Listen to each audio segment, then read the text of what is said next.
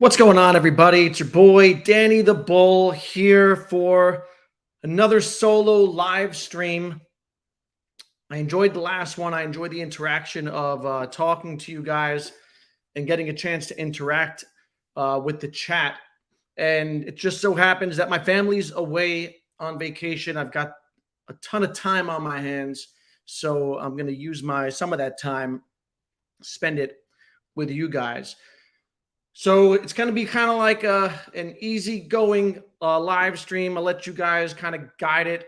You guys got questions, we'll talk about them. I've got some things I want to discuss. I want to discuss a little bit about the Bane drop today from McFarlane. I want to talk a little bit about Vivi, obviously, OMI, the crypto market. So let's go. Who we got in the house? We got Ville in the house. Is that how you pronounce it? We got SoCal in the house. Slider in the house. Did anyone here, is anyone here into McFarlane go for the Bane drop today? I thought it was pretty good. Little hiccup in the beginning, but ended up being smooth. I actually minted 4 of them. Nick from Hawaii. Aloha. I went to Hawaii about 20 years ago. It was like paradise. I need to go back. We got Poppy in the house. We got Chago in the house. What's up, Chago? 17 people in the house so far. We got Frank in the house. He got the common Bane in early access. Yeah, so I minted 4 Banes today. I got, well, they call them rares, but they're really commons. I got 3 rares, 1 legendary. They're actually, let's take a look over there. Let me present my screen. Let's take a look to see how they're doing. We're going to talk a lot about Vivi. I just wanted to start off with this Bane drop today, because in looking at, so I like looking at McFarlane because it gives us context for Vivi. And I've in doing my deep dive down McFarlane for the last week and a half or so, it's really put Vivi into context for me, and I've learned a lot about them by exploring this new and emerging platform. So this is, let me refresh my page to get the latest numbers here on Bane. Right now sitting, this is the rare, which is really like the common, sitting at a floor of 37.5 Matic, which is below retail. Retail, I believe, was 70 Matic. So it's a good amount below retail, looking a little bit like this one's looking a little bit like, reacting a little bit like a Vivi drop. It's going to be interesting to see how McFarlane does. I was talking to Trevor. If you saw, I had a live stream. I had can you guys see my screen here? Am I presenting this right? Let me see. Yeah. So I was talking to Trevor last week or earlier this week, and we talked about, I asked him about edition sizes on McFarlane and if they consider secondary market. And he said that it is something that they consider. They want a strong secondary market. They're going to try to create edition sizes that, don't make it drop well below the secondary market. So they obviously have to figure it out a little. This one, I believe, had 1993 mints in total. This is, like I said, the common. It's cool. This is Rareable, the digital marketplace. One of the digital marketplaces you can list on. You can look at activity, and it shows you all the transactions. So this is actually really cool. Something that I like about, a true Web3 project. It shows you all, like, 2 minutes ago, one sold for 44 Matic. This is a legendary number 89, sold 5 minutes ago for 175 Matic. And the rarest one, there are 33 of them, I believe 33 or 35 minted. A number 3 sold for 1,500 Matic, which is a little over, if my conversion is right, a little over $1,000.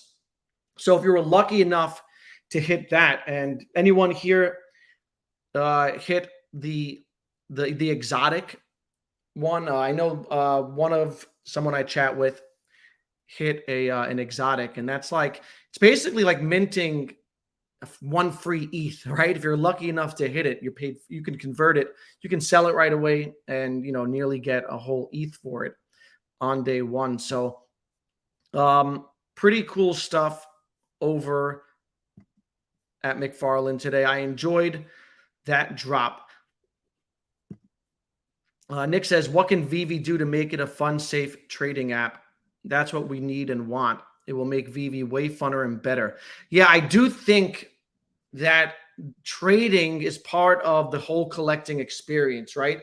And Vivi, it would be great if Vivi had trading. I don't think that we're going to get trading, though, because they're afraid of the whole money laundering thing, right? And everything. So if it was like Web3 and self-custody and they weren't responsible for, for things, then I think it'd be a different story. But because it's a closed system and everything is in the Vivi ecosystem, there's no way they're going to allow trading, because then it opens them up to potential money laundering issues and makes them culpable. And there are a whole bunch of, I think, unintended consequences that they don't want from it. Nice. DGen Rich bought one for $20. Damn, that's a good scoop, man. You can scoop up some Banes right now for a good price, right? And right now it's so that rare, which is really like a common, but that one I think has 1,500 editions, which isn't really that much. And Kay has hinted at a future feature that's going to be unlocked. I don't know what that is. He's being cryptic about it. But it has something to do with XP. It has something to do with unlocking something with Bane. He's teased it on Twitter. Thanks, Frank. Yeah, I'm like 46 years old, guys. So like sharing my screen in StreamYard is not easy for me. Crazy Dan. Dan, did I pass you today on the leaderboard? He got 4 green Banes on the drop and 1 off the market for half price. Nice. So you got 5 in total. You didn't hit a legendary, though. That would have been nice to at least hit a legendary. No, the Bane is not animated. It does look dope, though. I'll show you guys. Let me open up. Here we go. Let me present. I don't know if you guys are familiar with the McFarlane app, but it's pretty cool. Can I share it? I don't even know how to. Nope. See, my age is showing, guys. I can't figure out how to share I wanted to show the web app so I can show you guys what Bane looks like in there, and also see if I'm ahead of Crazy Dan in the leaderboard. I just went ahead of Mr. Rolex again. If Vivi does whitelist drops, that would eliminate all bots. Yes.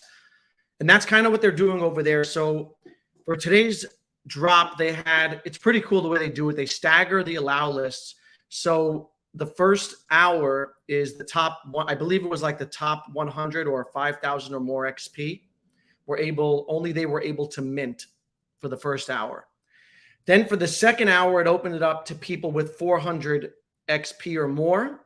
And then the third, after that, it went public and it was obviously open to anyone. And I think by the time it went public, there was still a good amount, like maybe 40% still available, but it's definitely a way to help eliminate bots. It's a way to help reward people who are actually, investing in the product and buying up, and collecting.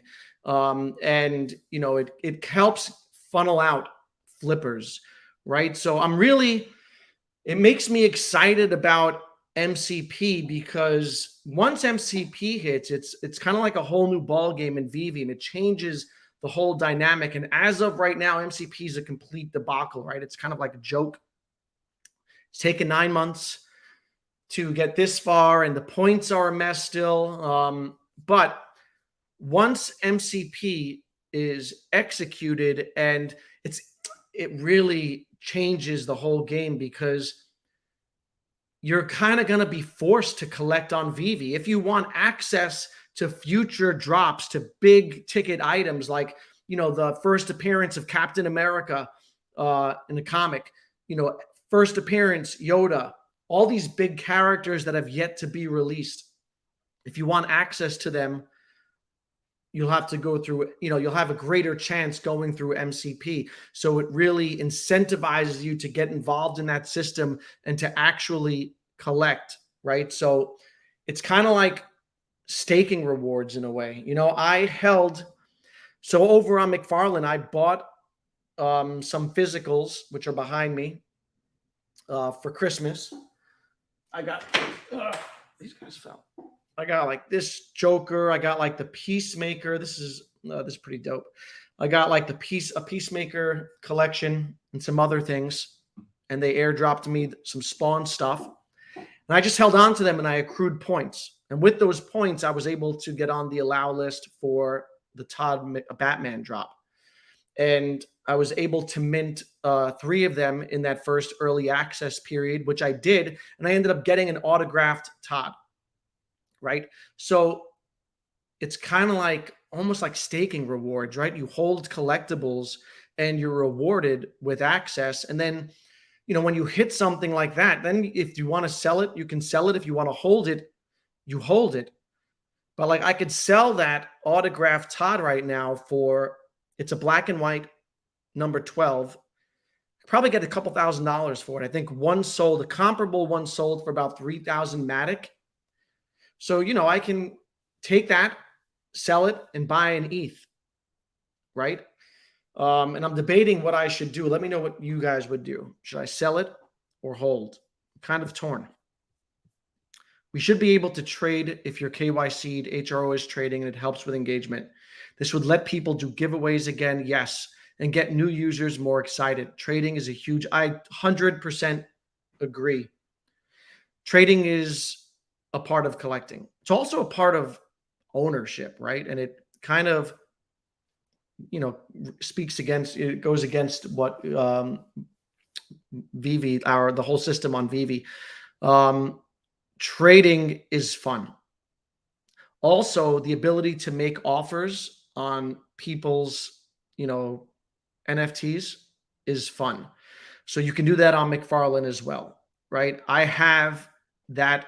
If I don't want to sell my autographed Todd McFarlane, people can see it, right? When they visit, they can visit, unless you put your profile to private, people can visit different places, or they can even see it, I think, in, on Rarible. You can see everything that's up for sale, everything that's not up for sale.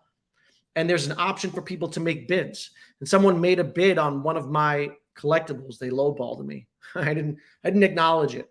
But that's also, so if there is a mint number that is significant to you, but not necessarily other people, like let's say you collect a certain year or whatever, it's your anniversary, it's your birthday, and you want to collect that serial number, there's no way that for anyone to know that. And so I think that it'd be awesome if you could just go out and, find it and make a bid, and then someone could decide, then you can negotiate. Would be dope. Vivi rewards master collectors with an automatic 50% greater chance to land a drop. This will give an incentive. Yep. And use points to have even more of a chance. 100%. So Vivi they're in a great position because of these collectibles they've stockpiled and the licenses they've stockpiled in this app. Everyone else is way far behind. And if they can see the vision through and get that tech right, and once MCP comes out, you're going to be forced to, if you're in this space, right? And you are, even if you don't love Vivi, if you're in this space, you're going to want to hit a big drop just to, if nothing else, to flip it. And so, it just incentivizes people, and it also rewards everyone holding. So, for show. I'm just two under you, Poppy, just two under me on McFarlane leaderboard. Slow down, Poppy. It's really fun, man. I love the leaderboard. I check it every day. Slow down, Poppy. Vivi made us KYC for no reason. I did it. Feel stupid. I mean, I think that KYC definitely helped with bots, and it helps them. And now that they've rolled back KYC limitations a bit, it's a good thing. So smash that like button, everyone. Yes, please. Crazy Dan, number 57. I'm number 56. Yeah, I just passed you. You've been in front of me since I've started looking. I jumped a bunch of people in the last couple of days. I'm not sure exactly how. Might be the Banes, but Rolex. Yeah, Rolex jumped up. Go look at Rolex's holdings. Rolex went ham on Bane today. So Rolex bought. I don't know if I don't know if he minted them or if he swept the floor, but Rolex has at least 10 Banes now. He got a bunch of the rares, commons. He got an exotic, so I don't know what he paid for that. And he got a legendary. So Rolex isn't playing. And the thing about those Banes is, I was telling someone, there are 35 of them. All you need are a handful of Rolexes in there, and they'll eat up that supply. So it's a super rare collectible. And I would like for Vivi to do this in the future. Part of, I collect baseball cards on and off in my life. And part of what I love about baseball cards is hitting like a color variation of 1 of 10 or 1 of 15, whatever it is. And I wish that Vivi would just embed color variations, super low mint, inside their blind boxes. It's a nice reward for people. Kind of makes it very fun.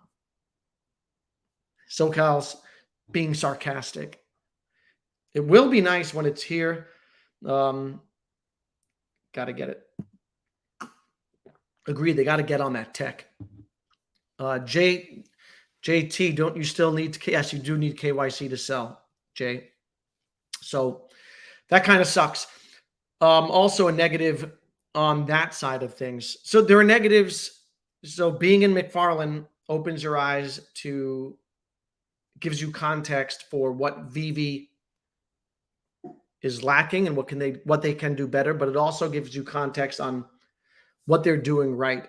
I'm going to get into a little bit of that later, but one of the things that I love about McFarlane is that you sell something and it's an automatic transaction. Money goes to your Matic wallet, and then you can do with it what you will. You don't have to cash out. You don't need a minimum to cash out. So correct. KYC equals taxes. Nobody likes taxes. 43 watching, engage. Yeah, the whole purpose of this, guys, is engage in the chat. Open up a conversation. I've got some talking points I want to go through, but I definitely want to hear some of your thoughts. How many think Vivi should have less cash out fees the longer you hold your collectibles? 10% free. Yeah, look, when I sell things on eBay, I pay a cash out fee, or I pay a seller's fee, not a cash out fee. It's pretty rough on Vivi. It's like if you're dealing with the Disney, certain IPs, you're paying like 10, what is it, like 10, 12% in giving them a cut, which is fine because you gotta give them a cut. And then the 10% additional fee on cash out's a little rough. Automatically, you have to make a 25% profit if you're looking to profit, right? If you're buying to profit, you have to build in 25%. Then, like someone said, it's KYC. So I definitely would like to see them lower the percentage. I also don't want a minimum cash out. my money, it should be my money, right? If I put money into something, I should be able to take my money out of something, whether it's $1 or, $2 or $500. It shouldn't be a minimum, in my opinion. They should just wire it. That's just my opinion. Vivi should do a leaderboard in the sky when you go into the Viviverse. Yeah, it's a good idea. The Viviverse, there can be so many opportunities for them in the Viviverse, and I'm excited for it. I think it's going to take a lot of time, right? My assumption is they'll beta showrooms, and by the time it gets to everyone, maybe 2024, and then by the time they roll things out, everyone's going to have to be patient, and don't have expectations, and then I think we'll all be pleasantly surprised. Yeah, Hunger Games for collectors, dope. Do you think that Apple and Vivi are working behind the scenes since Disney partnered with Apple and the Apple Vision Pro? No, I don't think I think that Vivi will have an app. I mean, like the Viviverse will be. I mean, Vivi just only works with Apple in the capacity, I think, of integrating into the App Store and all that. I do think that you'll be able to use it on Apple Vision Pro.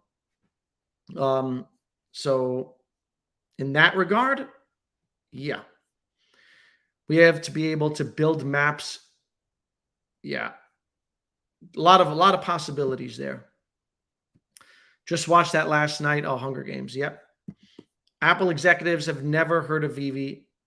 Yeah, I'm sure they don't know. Vivi is a small little company in the grand scheme of things. They don't know who Vivi is.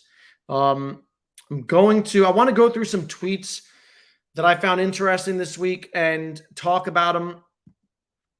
Let me share my screen again. Here we go. All right, some interesting things happened this week.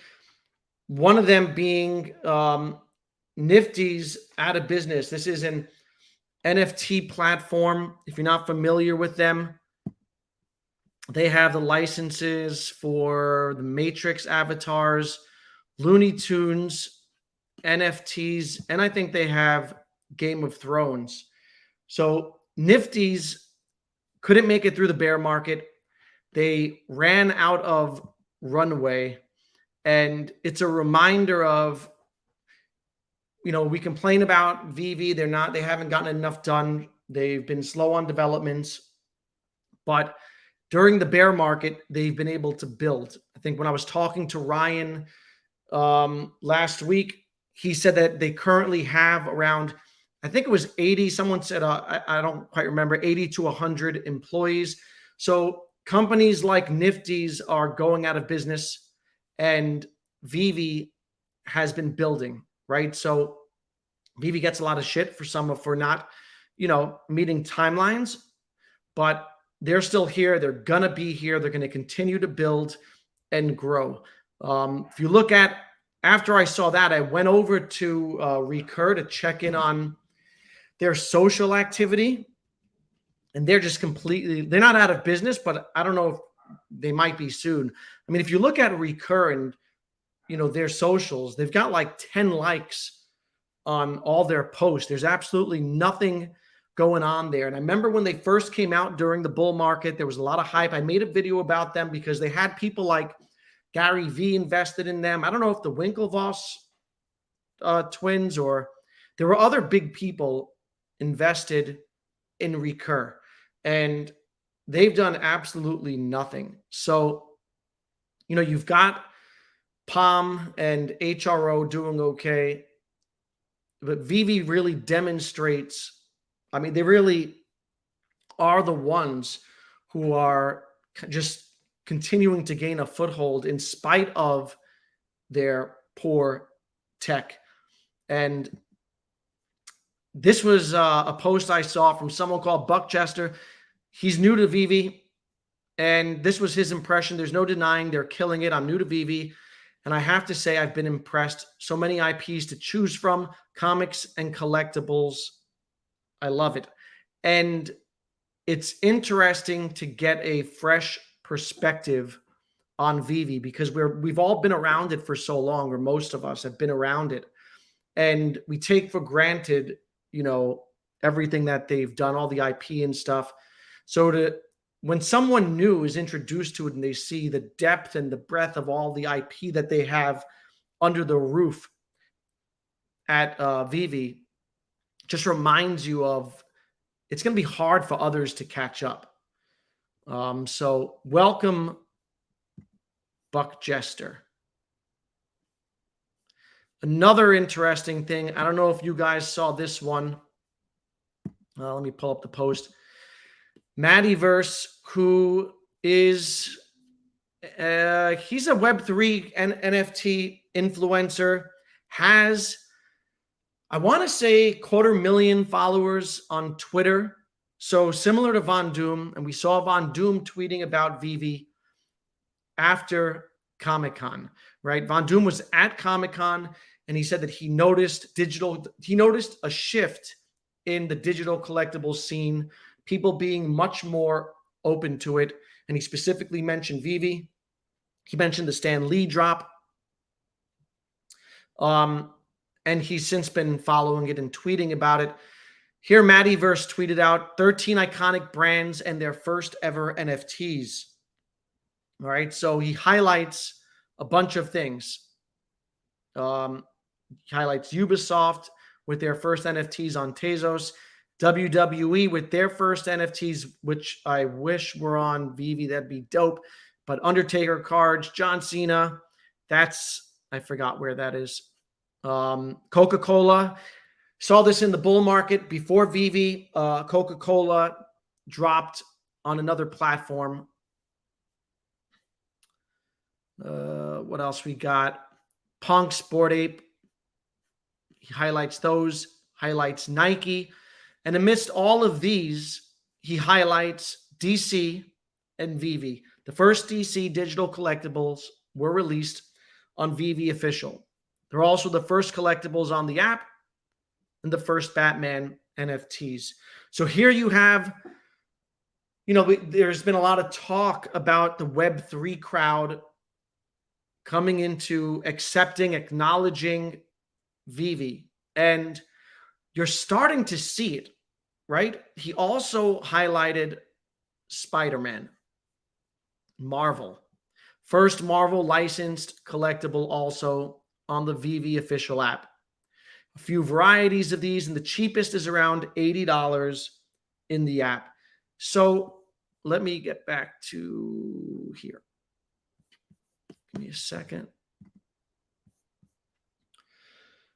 So we're seeing the start. It seems like we're seeing people from that, Web3 space starting to acknowledge and notice Vivi and what they're doing. And I don't know if it was New York Comic Con, if it was the Stan Lee drop, which was publicized and people saw it on, I think, the Bloomberg article and some other articles. BitBoy Crypto covered it. But this is the third, traditional NFT, and I'm not in that scene, so this is the third person that has now, highlighted Vivi. There was someone else with about, I want to say, like 30,000 followers. And so it's interesting, and I think that a lot of us had this thesis early on, and it was the NFT, this whole sector is going to blow up. Digital collectibles are inevitable, and it's hard. So pictures of pigs and penguins and all that stuff is hard to have longevity, right? It can gain short-term hype, and there can be speculation around it, hype, but those 99% of those projects are going to die and fizzle out. The real credibility comes from trusted brands, IPs, things that people love and have been collecting for years. And that's where Vivi just made sense to people. And so now it looks like, we're getting some of that attention from those people. And it's going to be interesting to see what happens with McFarlane. And if, the Web3 right now, if you're in McFarlane, it's mostly Vivi people, right? People who were either disgruntled with Vivi and wanted something like McFarlane, something that adhered to true Web3 principles, or it's people who are like a crossover, who like both. But to my knowledge, there haven't been like, that Web3 crowd, those people that are FOMOing, moving into like from those other projects into McFarlane. So it's going to be interesting to see how it plays out.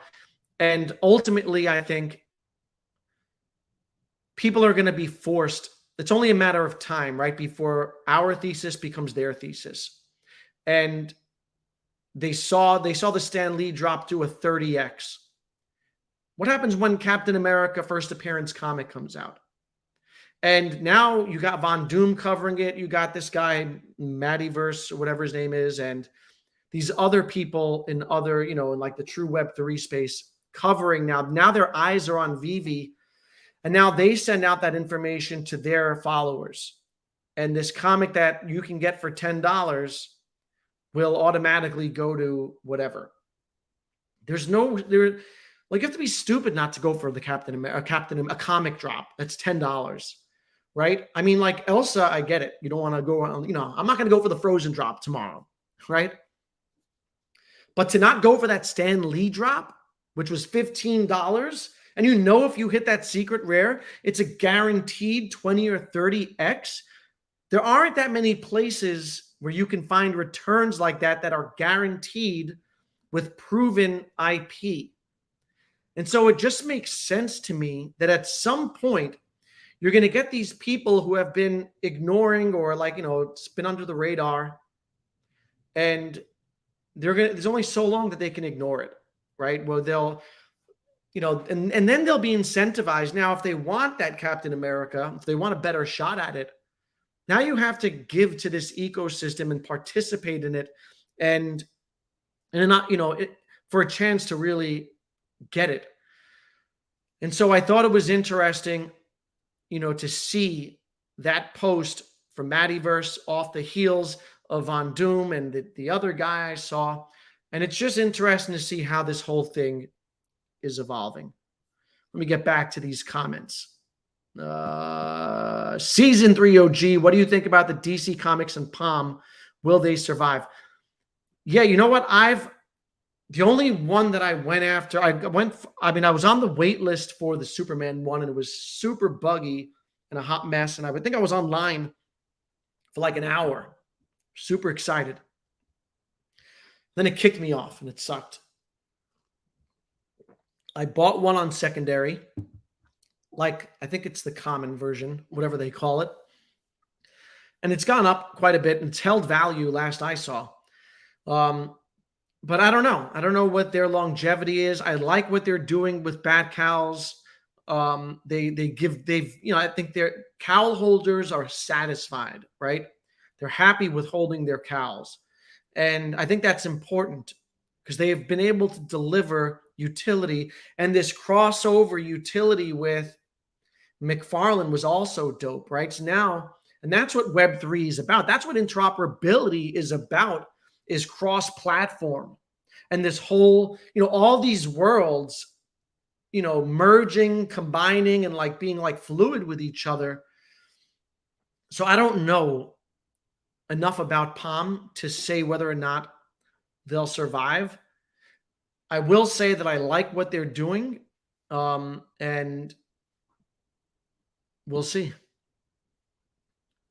SoCal says he thinks Bad Cal's Palm Comics will survive the interoperability and rewards. Yeah, I think as long as they have the engaged community there, but they also have to continue to build out, in order to keep, and in order to keep their community engaged, you constantly have to build out and constantly have to offer them something, right? So, but I do think that they think about these things, obviously, and they've been creative with the utility they've provided, right? I think there was, you can get cowl holders, got movie premiere tickets, right? To go to, I forgot what movie it was. Some DC movie. They got, they got to meet Jim Lee, I think. There was something else. If you were in New York City, you could go on this immersive scavenger hunt, I want to say. And they're building their own comic together. So they've been creative, and it's all about community. And if you can engage the community and retain them and then give them something to look forward to, then I think you're on to something. What's up, Jordan Riz? Recur, Nifty's, McFarlane, all going for second place. Yeah, right now, Vivi is, no matter what, a lot of people don't like some of the things that Vivi's done, and I don't like some of their communication, obviously, and some of the things they've done.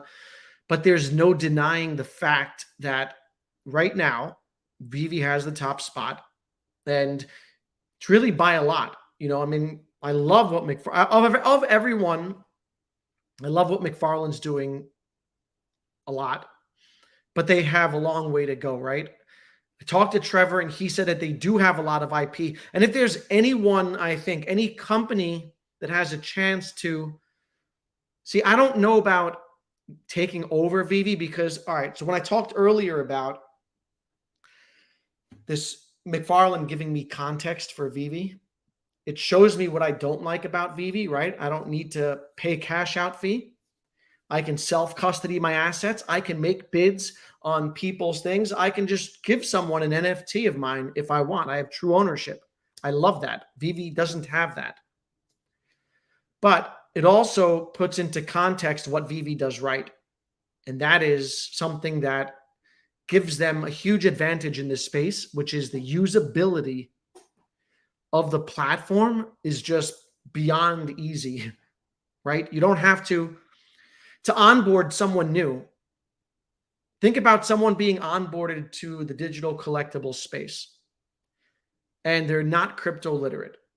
You have to explain all that stuff to them, which is like a huge learning curve, not to mention the buy-in and the paradigm shift, right? They have to learn about how to, download MetaMask, save their words and protect themselves, learn all about protection. They have to learn about Matic, different main nets, and all these things. Learn not to click links. And on Vivi, all they have to do is download the app. KYC is annoying. That was a huge barrier. Now it's only a barrier when you sell. So that's better. But KYC was annoying, right? To have to KYC. I wanted to tell someone about Vivi, but then I knew they wouldn't KYC, right? Who's going to get their banks? If you don't care, if you only care a little bit, you're not going to go get your bank statements and prove who you are. It's annoying. So I'm glad that they rolled that back. But for Vivi, you download the app, it's connected to your Apple Wallet, and you're off. You go. You scroll, and there are tons of things to choose from. And so, being on the McFarlane side shows you what Vivi does right. And as much as we can complain about what they've done wrong, what they've done right is huge. They've made this whole thing easy and seamless. It's kind of years ahead of its time in that regard because we're all waiting for infrastructure to build out, for crypto and blockchain to become like just something that's in the background and it's integrated and you don't even notice it. And Vivi's been able to do that. And so that's a huge advantage that they have. And I think, there'll be competition, and competition is great. And I hope that there's competition, like I said the other day, because you need someone to light a fire under you.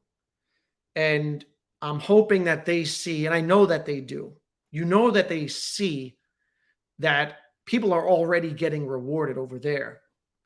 And so it just gives them extra incentive to move. One of the things early on for Vivi that I thought was that they got a little complacent because they had so much success early on that they took some things for granted and were a little complacent. And then a bear market, comes and smacks you in the face, right? Because that's what bear markets do. And then everything goes down in price And when everything goes down in price, flaws are exposed because that's all anyone can see now. Because people will disregard your flaws when prices are up, right? If our Vivi vaults went up 10x in the next month, people would be so patient, right? They wouldn't care as much about, how long things take.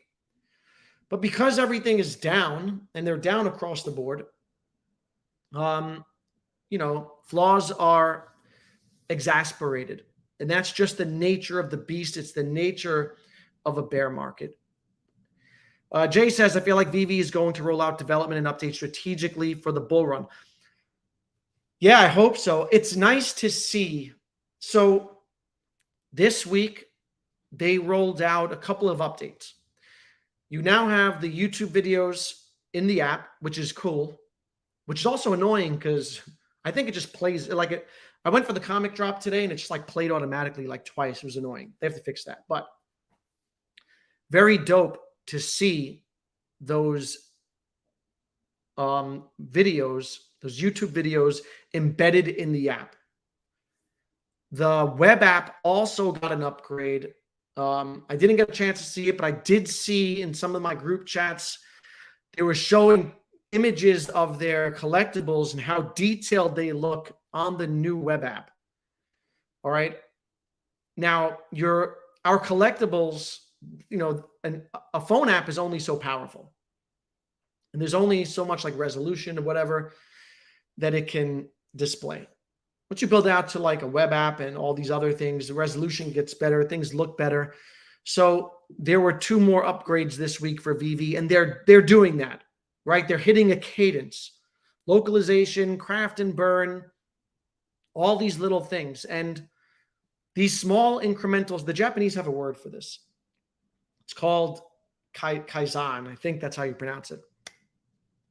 It means small incremental changes. A lot of Japanese companies strive for this because the idea is that if you're constantly making small improvements over time, you're going to see big improvements. And that's what we're starting to see here on Vivi. And I said this, I forgot who I was talking to. I think it was Sleeping Comics. One of my favorite quotes is, things change gradually until you see they've changed completely, right? Little by little, small change, small change, small change. And then, fast forward 6 months, a year, all those small changes have compounded. And now what you're looking at is completely different from what it was 6 months, a year ago. When you go back and look at what it was, it looks totally transformed, but it happened gradually. So you don't notice. It's like watching your kids grow, right? When you watch your kids grow, it's kind of like just gradual. When someone hasn't seen your kids for a year, they're like, oh my God, they got so big. That's kind of what Vivi's doing. Small changes. It's a good thing. But they need to figure out MCP and that whole thing. They need to figure out some of these tech issues.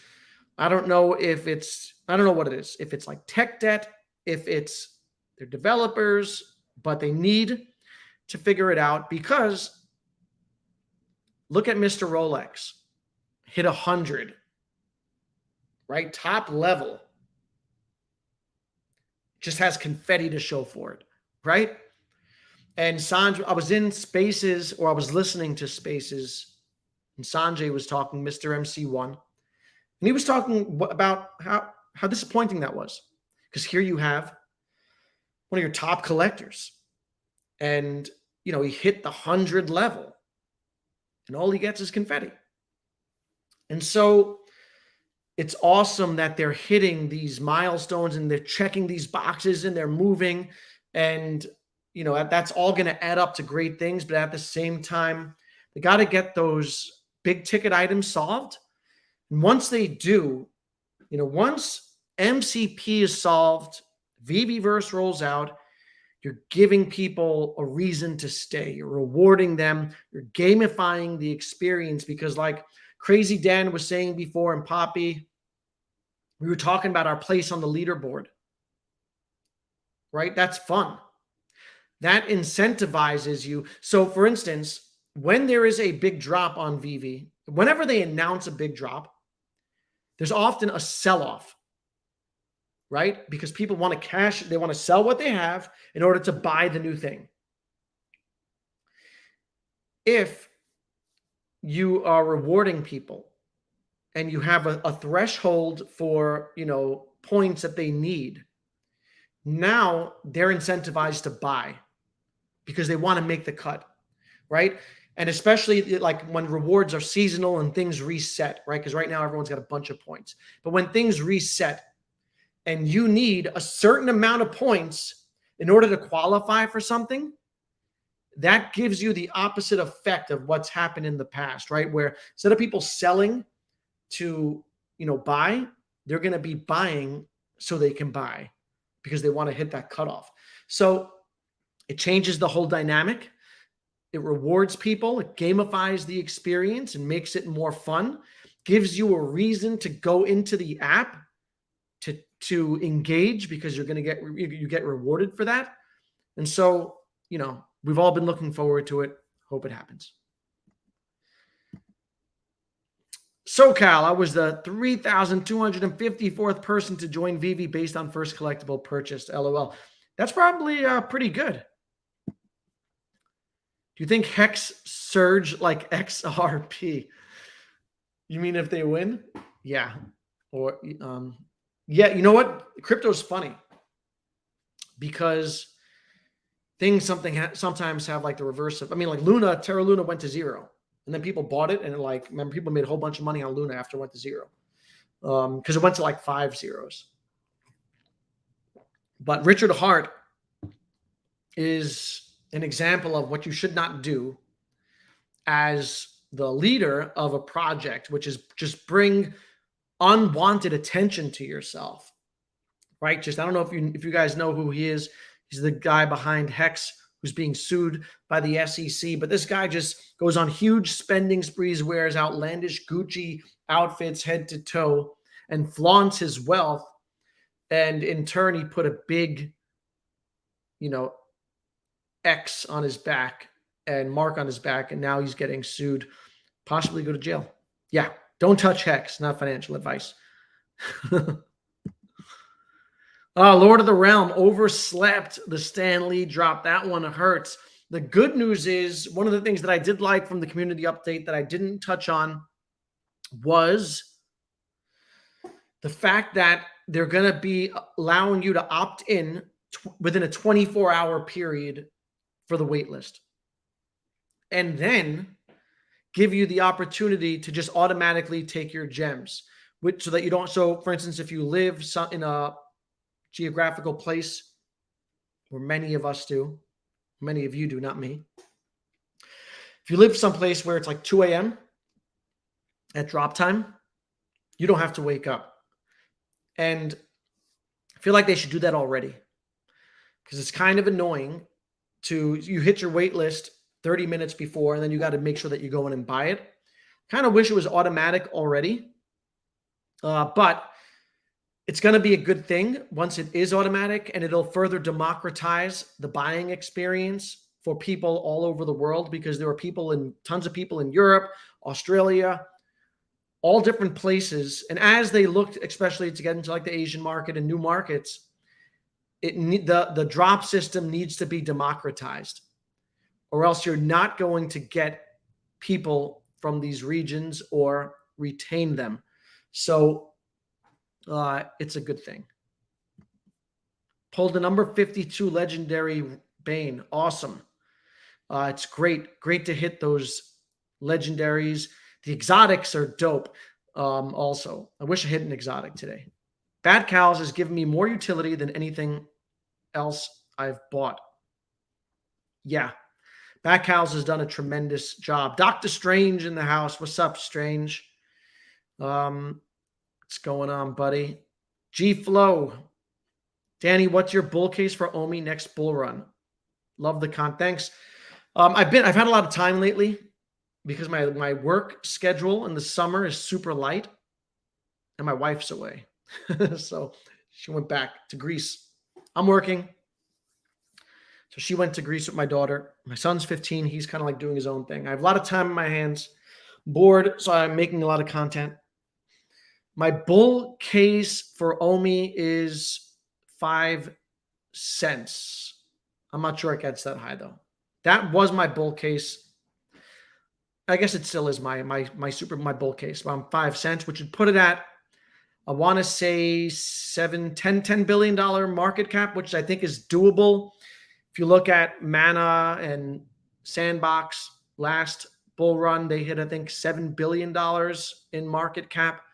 So I do think that Vivi is more developed and used than those, even though they have more financial backing. I think Animoca backs Sand. But definitely more of a community around Vivi and OMI than those projects. So my bull case scenario is around 5 cents. That community update the other day made me chuckle good. Yeah. Still making me chuckle, Justin. Medi, the team never lie. Vivi is made for collectors. Question is now, are we having collectors in Vivi or speculators?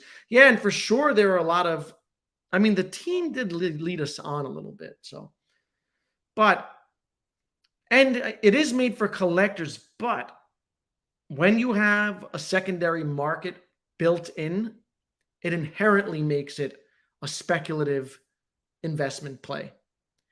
Inherently, right? If it was purely a collector's app, there would be no secondary market there.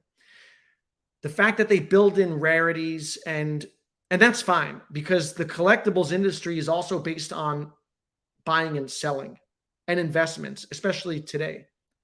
A lot of people invest in Pokemon cards now, baseball cards or vintage cards, vintage comic books. They're becoming almost like assets. But it's true. You're correct. When you have too many speculators, it doesn't have, you're just going to get people who are there to turn a quick buck, get frustrated when prices go down. And so they do need more collectors. And if you look at the value of collectibles, oftentimes it takes decades, right? Look at Pokemon cards. When did they truly become like super valuable? It took years. Baseball cards took decades. You need nostalgia to kick in. There needs to be time and distance. You're going to have ups and downs, and you're going to be prone to market cycles because it's speculative. Because right now we're speculating on what the future value of these collectibles will be. Long-term values determined by collectors. Vivi has top spot for brands, but is losing ground everywhere else. Correct. Tech, UI, correct. Communications. I agree. In some ways, I think of Vivi as a McDonald's franchise, like fast food, serve everyone, right? Like they're just accessible to everyone. But, not the best meat, not the best tech. You know what I mean? So it's kind of like a little analogy. So they need if their tech was tight, they'd be so far gone, in my opinion. But they didn't have the right people in the right place. I think they had a little too much success too soon, and they weren't prepared for it. Vegas promoter, Vivi equals trash. Slider, Vivi makes collecting available worldwide and has a big upside on ease of use. Correct. The digital collecting space has the ability to pull in many collectors. Yes, and I want to get into some of that. I'm going to get back to comments in a little while. I want to go through. I want to share my screen again because I have more thoughts I want to share from the tweets of the week here that I've.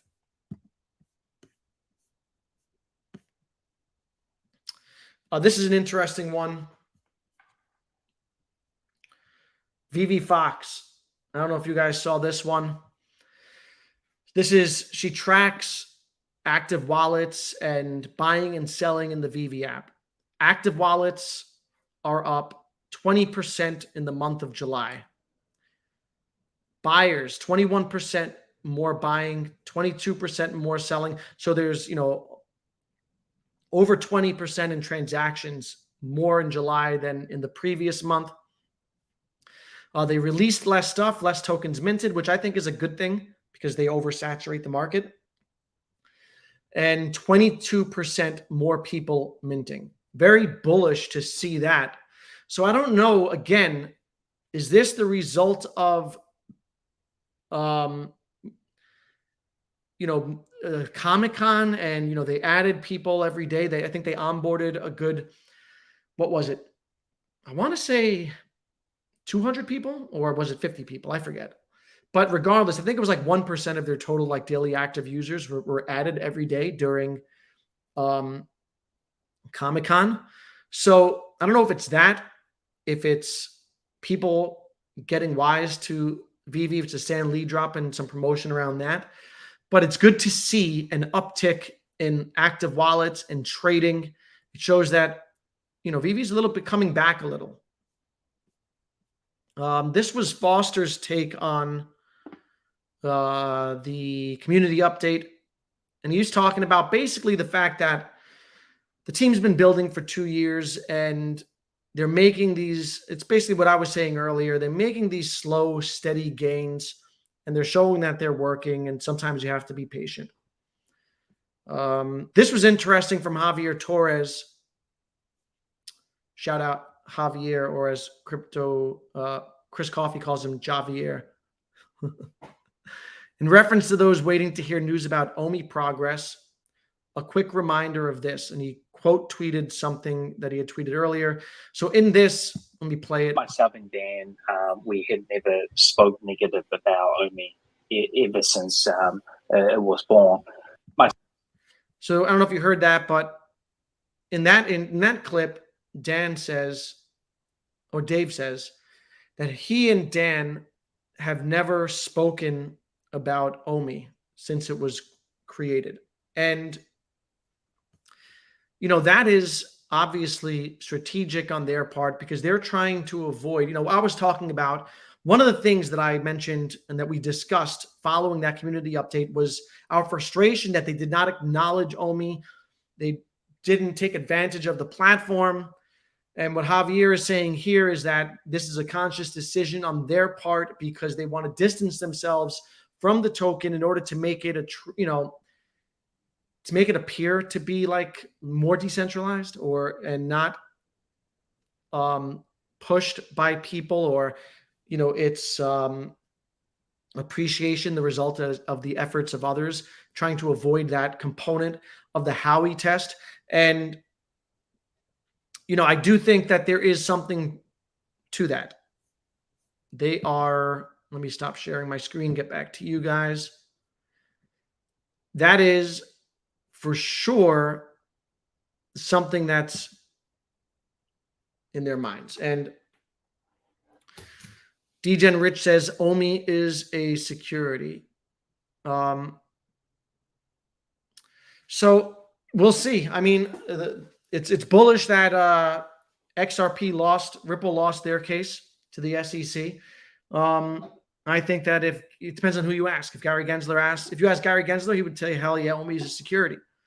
I'm hoping that a framework is a digital, token, a crypto framework is established, that there are different controlling entities, maybe like the CFTC, guardrails are put up, but that innovation isn't stifled.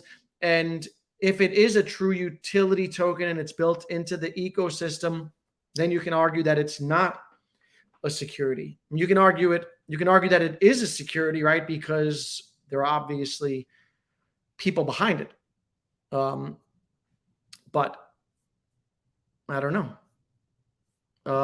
Rich also says that's not that bullish, more sellers than buyers, but you need buyers for sellers. So you're going to have it's almost equal amount of buying and selling, because in order for someone to buy, there has to be a seller on the other end. So that's going to be, if there are 21% sellers, so they're going to be something like 21, 22% buyers. So as long as there is more buying and selling, that's what you want to see. An active secondary market. And that's kind of what we're seeing over the last month.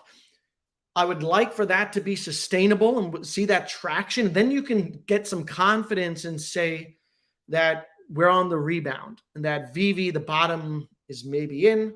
They're on the rebound. Hopefully they keep addition sizes low. But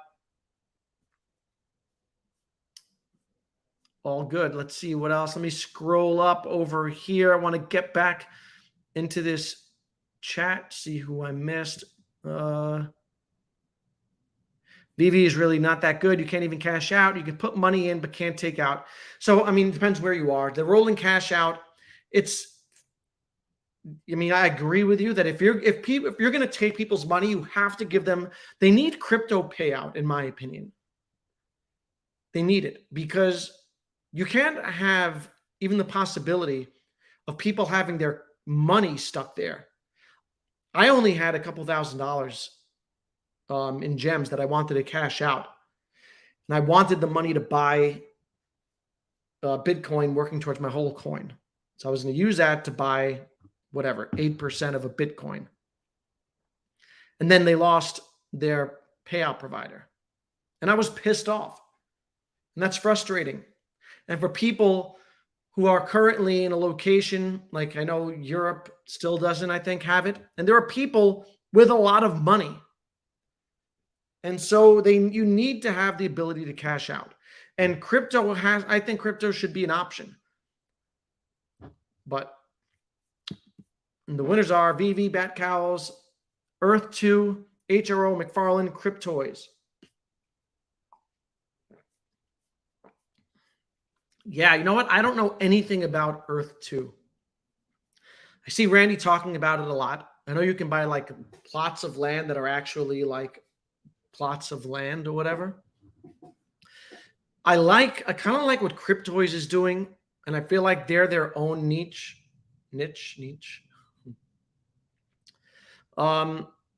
Because their name says it, right? They're like kind of like toys. They're going after that digital. They're truly going after the digital toy market and giving you the ability to play with the toy.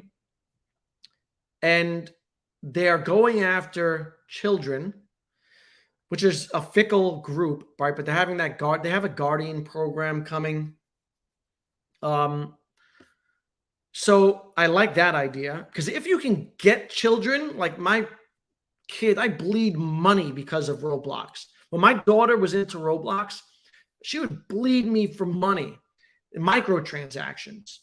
$5 here. Her allowance was paid in Roblox. And if you can,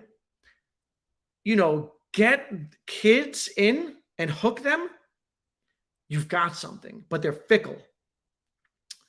But when I showed my daughter, I bought a blind box of the Star Wars just to check it out, and I got a Luke, got a common. It was not the unpackaging thing over there is cool, but I did it just to see it and check it out so I could talk about it.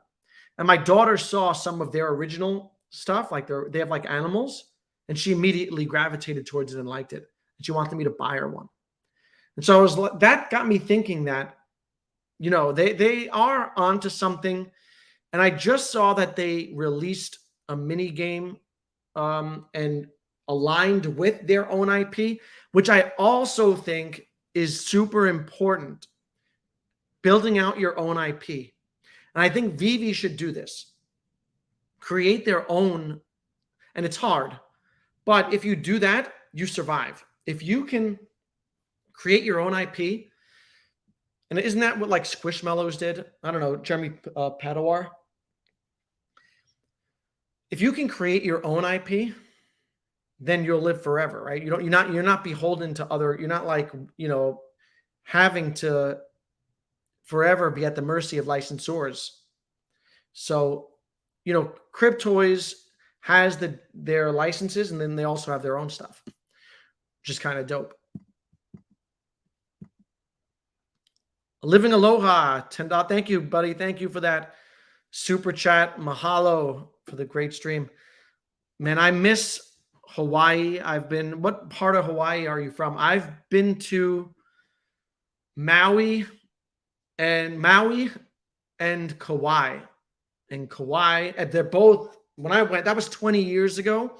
I stayed away from Oahu because Oahu is kind of like buildings on the beach. It's not, it's like, they took away from like Hawaii, Kauai was awesome because that at that point 20 years ago was still, it was still preserved. The culture was, and Maui was super dope. I did the road to Hana, rented a Mustang, did the road to Hana. And Hawaii, I need to go back. I'm going to go back when I retire. Oahu, nice. Dope. Thank you for that super chat. We got Hodler in the house. What's good, Hodler? One of the best. If you don't follow Patient Hodler, you need to, because he keeps it real. And he's very level-headed. And I like that. That's what that's like what I try to be, is just level-headed and not too moon boyish, not too funny. Justin, I can't keep up with whatever we have. Yeah, I know. What else we got? I think Vivi is more than aware of the need for MCP. Correct. There is a cadence. Correct. They are. And believe me, they know. You are correct. They know. This is why they didn't take questions at the community update, because they already know what the questions are going to revolve around. It's going to be when questions, right? And so they know. Still frustrating. And hopefully they're able to solve the problem with MCP. And I don't even care for myself because I never had a huge collection, right? But there are people like Mr. Rolex to hit level 100 and not be able to get rewarded for it. I might get annoyed by that, but there is definitely a cadence to the development now. It's nice to see. If they keep it up, which I'm sure they will, and they just need to solve those big ticket items. And then I think that they are, in a great position. N1, California. As long as they are making progress, I'm all good. Correct. And that's kind of like how I view it as well. When Illuvium NFTs drop in a game, I think they'll take off as collectibles as well as in-game. I think that, gaming NFTs are going to be huge. And if you didn't see one of the tweets that I had saved, I don't want to share my screen again, but was Amazon just signed a deal to airdrop NFTs associated with some game to all their Prime members, Prime users. Now, we know that Amazon is coming out with their own digital marketplace. It's delayed. It was supposed to come out in May, I believe. They have some of the top tech people working on it. They own Twitch, I think, and this is going to be their play. Once Amazon gets in the game, and then I think you're going to see like eBay, all these marketplaces are going, they're physical marketplaces. They're not going to allow $1 trillion industry to get away from them, right? Their growth is slowing because, after a while, your growth slows. That's natural. In order to keep growing and being viable and relevant, you have to grow and change with the times. All of these marketplaces, eBay, they're going to transform into digital marketplaces. And that's going to create awareness. It's going to normalize this whole industry, and that's bullish. That's bullish for Vivi. It's bullish for McFarlane. It's bullish for all these guys. So, shouldn't be scared of competition. We should want these big boys are going to, right now, Vivi's kind of like the big boy, right? Vivi's the big guy in the amongst these other like HRO, Palm, McFarlane. Vivi's the big guy on campus. Once Amazon comes in, Amazon's a giant. right? And then maybe Vivi partners with them and allows for, maybe that's where we get interoperability and the allowance to sell our goods there, because that's a trusted marketplace. And I think David had hinted at that also. That's going to grow this whole industry. Normalization of this industry and marketplaces like Amazon and eBay getting involved are going to help Vivi. Got a super chat. Sergio, thanks, buddy. Appreciate you. Appreciate. He said, keep up the great work. Thanks for the info. Thank you. And thank you for all your threads that you put out on Twitter. If you don't follow Sergio on Twitter, and Sergio is a whale in McFarlane. Sergio, number 2. Congrats. Number 2 on the leaderboard over at McFarlane. So I saw your stuff, man. You got a bunch of exotic dragons over there. Super dope. Keep building. Amazon is going to want to take a cut. Absolutely. Maybe another 5 to 10%. Well, maybe then, though, you're transacting in crypto and you're not cashing out of Vivi, so you're eliminating that 10% fee from cash out fee. And it's just now Amazon's getting a cut. It'll be worked out. It'll probably be similar. Regardless, I think that if it is another whatever 5 to 10% on top of royalties or whatever, that it's a lot. 20% is a lot.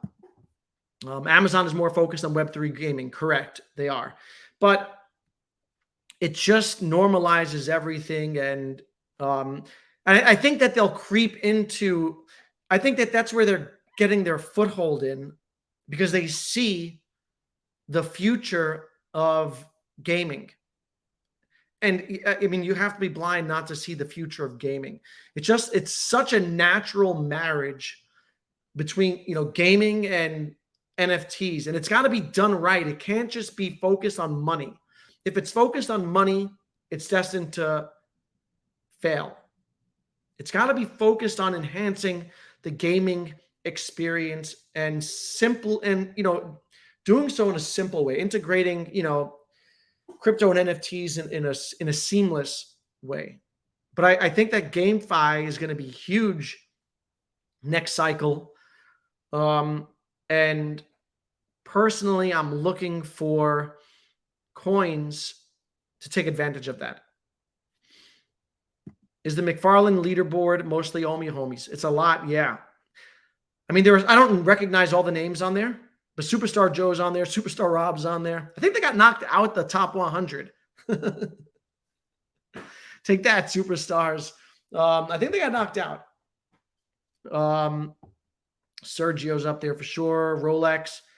A lot of familiar names on there. Some names I don't recognize, but I don't know the names of everyone in the Vivi community. It's a big community. Mark, thank you, brother. Yeah, Soul forgot about eBay's 5 to 10%. So yeah, eBay is a lot.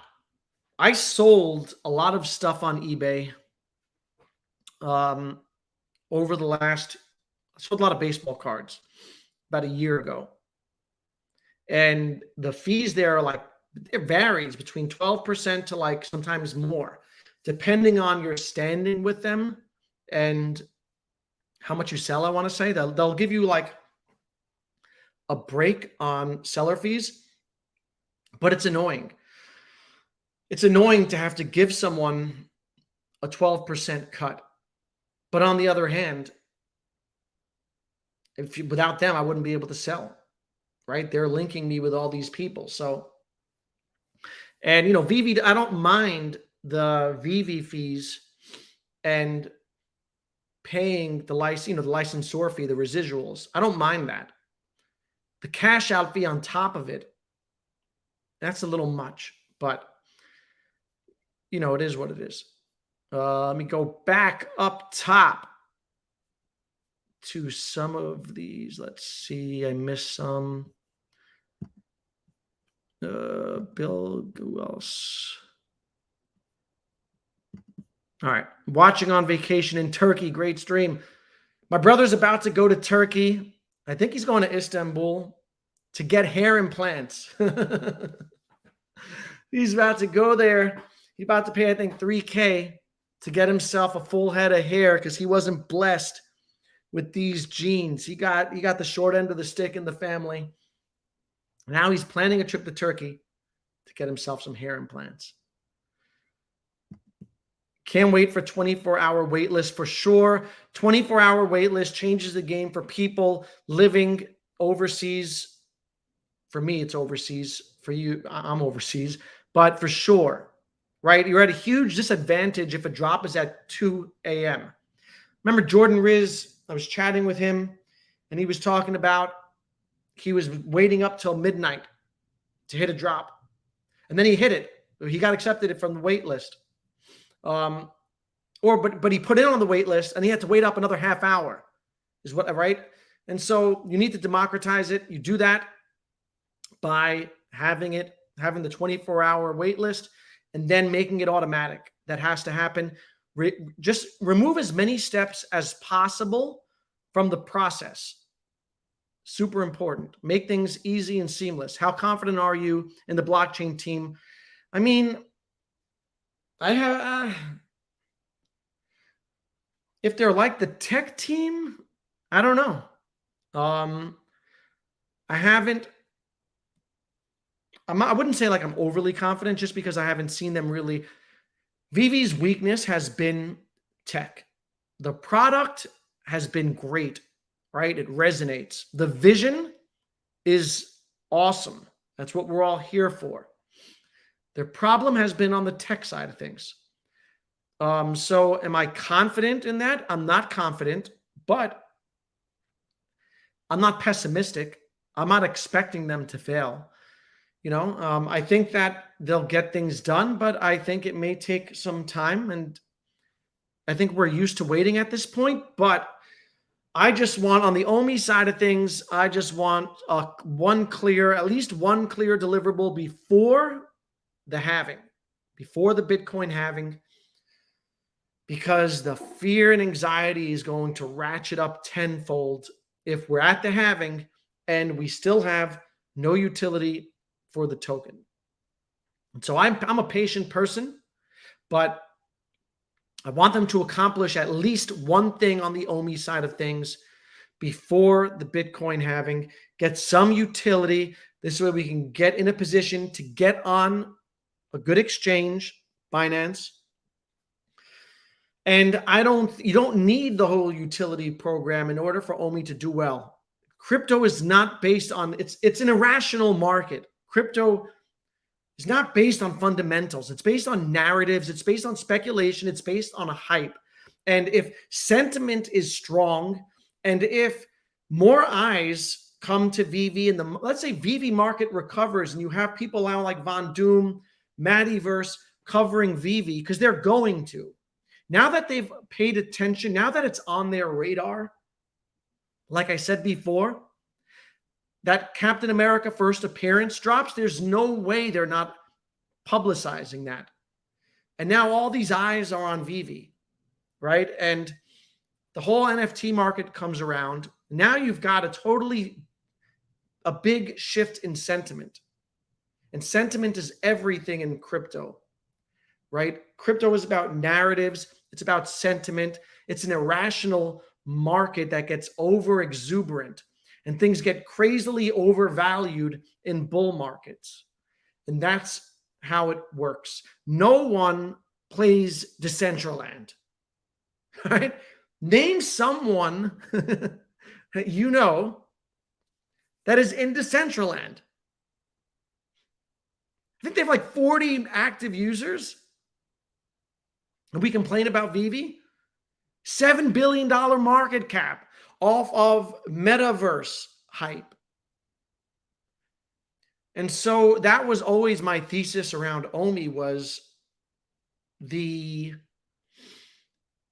narrative is too strong, right? The narrative, an NFT play connected to the best companies in the world, the top IP in the world, strong community, develop the ecosystem, the Viviverse, make the OMI token the fuel for it, or the currency for it. And once their eyes are on Vivi, and now a bull market comes for crypto, and they say, wait, this token powers the system. To me, that's a narrative that people can understand and get behind. And that's been my take on it. And we'll see how it plays out. Not everything goes according to plan. And sometimes you're right, sometimes you're wrong.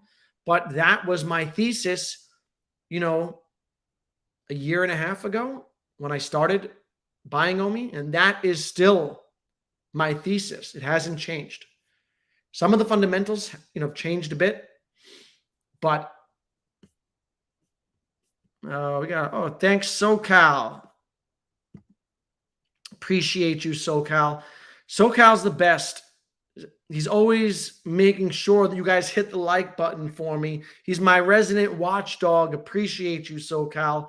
Thank you for the super chat. 70 watching, 40 likes. What's the beverage of choice?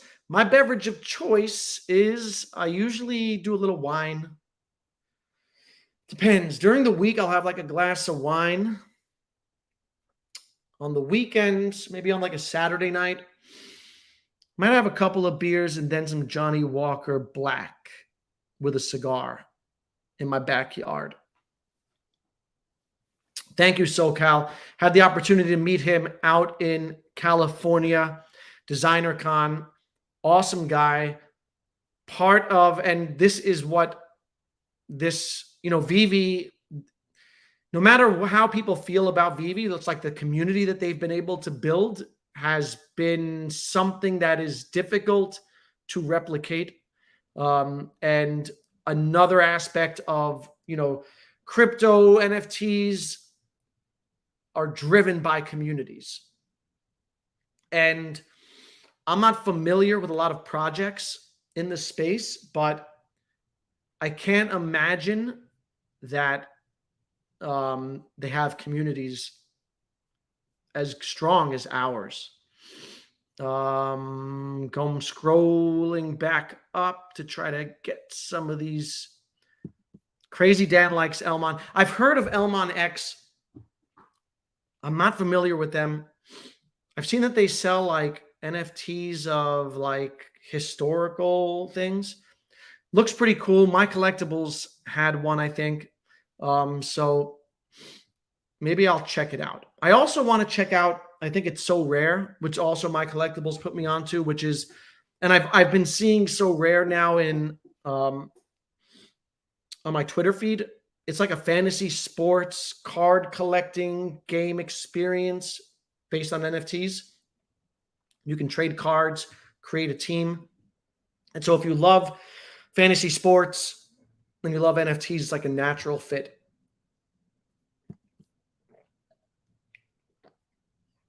DJ Rich, the only thing keeping Vivi alive is Marvel.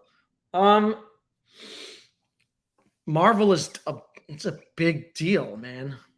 Marvel's a big deal. And it's okay for Marvel to carry the weight for now. They also have Star Wars. They haven't tapped into that ecosystem in Star Wars. And they also have fun drops like, RoboCop and things like that, which are just fun drops, right? Not everything is going to do 200x. That's just the way it is. At some point, if they nail the Viviverse, there's going to be value in other things, because now the utility of these right now is they just sit in your vault, and it's annoying to build in there, right? The interface isn't good. And so if you liked doing that, you probably lost interest in it after a while, unless you really enjoy it and you have time. When the Viviverse is built out and you can port into other people's spaces, that's going to be pretty dope. And people are going to be incentivized with now combine Viviverse, MCP. So you're incentivized to buy and hold because you want to get rewarded. And now you have the social experience of the Viviverse. Though now some of those lower priced items that we sleep on all of a sudden are a little more attractive. Now some of those posters can decorate your space. Some of the art can decorate your walls.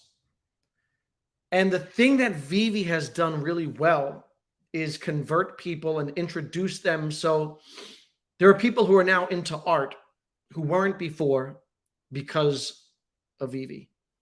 And they're into collecting now because of Vivi. So it's true that Marvel, is like the big dog that's holding them up, but there are so many, there are potential for other things. If they're able to get into anime, and think about if they can penetrate the music and do like album covers.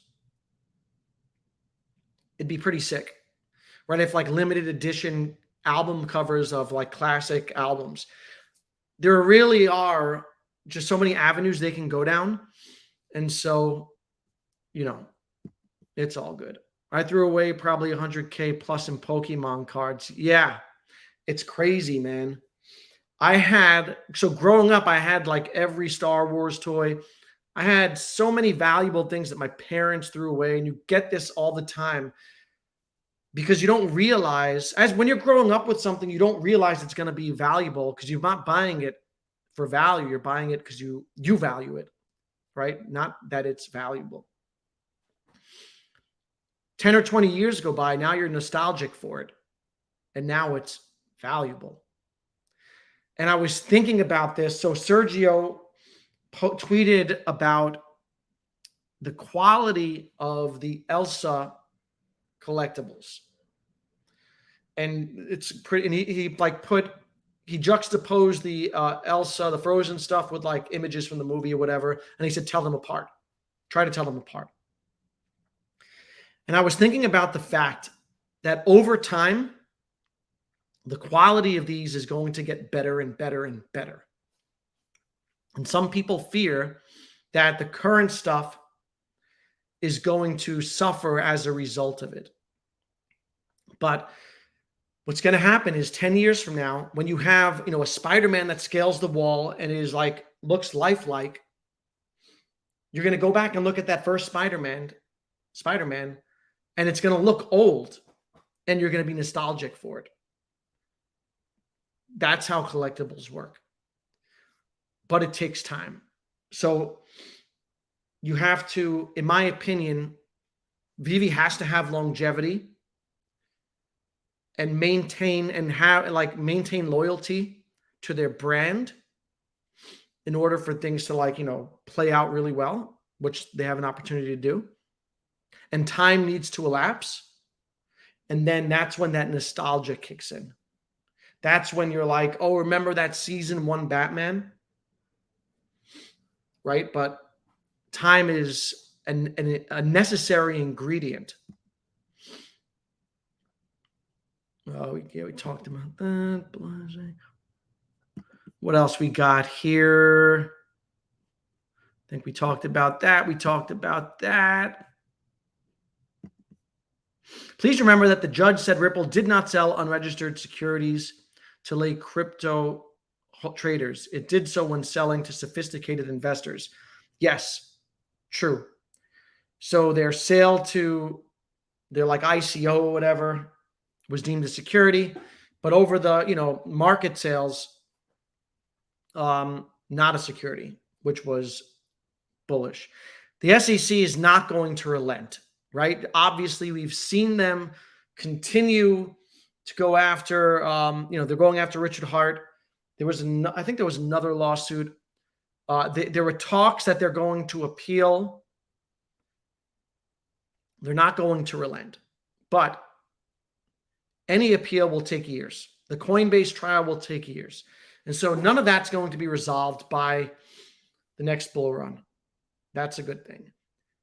The other thing is that you've got bills being introduced to Congress that are a little more level-headed now, and you have more crypto-literate, pro-crypto people who have positions of power fighting for crypto. And I don't know if you saw, DeSantis is now making it one of his campaign talking points, talking about fighting back against the Biden administration's war on crypto and Bitcoin. It's going to play out in the political arena in the next year. And think about that. We talk about time, and things change gradually until you see they've changed completely. Think about if you were here last cycle, 2 cycles ago, to have prospective presidents arguing over Bitcoin and crypto. That was like, people were, calling it a Ponzi scheme and all these things. Now to see it gaining mainstream attention, recognition, people with positions of power advocating for it, it's inevitable, right? Crypto, digital collectibles, this whole space is, I believe, inevitable. And the next, they're going to be like crazy ups and downs, because people have this perception that things go like this, right? There's a meme that shows what people think, and it's like this straight line versus what holding, like when you hold something long term, what it really is. And it's really like this. And it's scary and it's crazy. But we're headed in the right direction. If OMI is security, what is Ethereum? Yeah, I mean, well, they're totally different, but I don't think, Ethereum is definitely not a security. You can make a case for some of these alts being securities. Also talk of an Ethereum. You're hearing whispers now of an Ethereum, what's it called? ETF, futures ETF. At some point, there's going to be a Bitcoin spot ETF. After that, there's going to be an Ethereum spot ETF. Project out 5 years from now, or less, or whatever, there's going to be an altcoin ETF, a basket. How ARK Invest has an ETF of high-risk tech stocks. They have Tesla in there. They have Roku. They have Palantir. They have all these Square, or whatever it is now, Block. All of these high-risk tech stocks. They have another ETF centered strictly on, what's it called? Like genetics and technological disrupting companies to genetics. There's going to be an altcoin ETF at some point, right? This is going to be integrated into the traditional system, and you're going to have big companies offering a basket of altcoins, right? Probably like the layer ones, or Matic, like those blue chips, not shit coins, okay? Blue chips, but it's going to add credibility. It's going to onboard. It's going to bring in big money. This is where I think we're headed down the line. Vivi rising, Omi daddy. That was my catch. I was trying to come up with something catchy. Stan. I don't think Omi is dead. That was my clickbait. Did it work? I try not to clickbait people, but I needed something, man. I hate coming up with titles when I didn't have anything concrete that I wanted to that I needed to talk about. I just wanted to have a general discussion. So I don't think Omi is dead. I think it's hibernating. Vivi absolutely needs crypto payout. 100% completely believe that. What else we got? Ginsler said Pokemon cards would be a security as far as he is concerned. I think that was a fake news. I want to say that was like a meme, if I'm not mistaken. He is in way over his head, just shooting in all different directions. I completely agree with that. There's obviously an agenda right, behind Gensler. And it likely includes like Elizabeth Warren and people like this who want to protect the traditional system and feel threatened by crypto. And so Gensler, taking his position, obviously knows what crypto is, obviously liked crypto, is seen on camera talking positively about, I don't know if it was Avalanche, whatever it was, definitely talking about Ethereum, saying that these things are commodities. But now he has a total shift in tone and messaging. And that to me is the result of the people who he's associated with. And who knows, you might have, I don't get into politics, you might have like a change in office. And then maybe Gensler will be on his way out. SoCal, still waiting to see the benefits via MX platform. Yeah, true. The IMX migration was supposed to be the key to interoperability, to OMI taking its next step, and it didn't happen. What happened? My guess is tech stuff, one, and for interoperability, it's money. They need their money. I don't know what goes on behind integrating into IMX, and if they can, how easy it is to make their stuff sellable on that marketplace. But that DC allows for self-custody. DC allows for a certain level of interoperability. That the artists want it. And so the only reason, there are two possible ones. One is tech inability. Two is money. My money is on money. That's what I think. I asked Reese on Ecomiverse when he was on, we were on Jordan Riz's, I think it was, or Dr. of Stuff's channel, whoever's. We were on around the Ecomiverse. He was there. I asked him specifically about interoperability and if money was an issue. And he basically shrugged it and said, kind of. So they want to make sure that they can get their cut. This is what it is. The unboxing experience definitely needs enhancing. Green truck is lame. Yeah, they can definitely improve there. And then we'll be nostalgic for the green truck. Then they can sell an NFT of the green truck. You see how that works?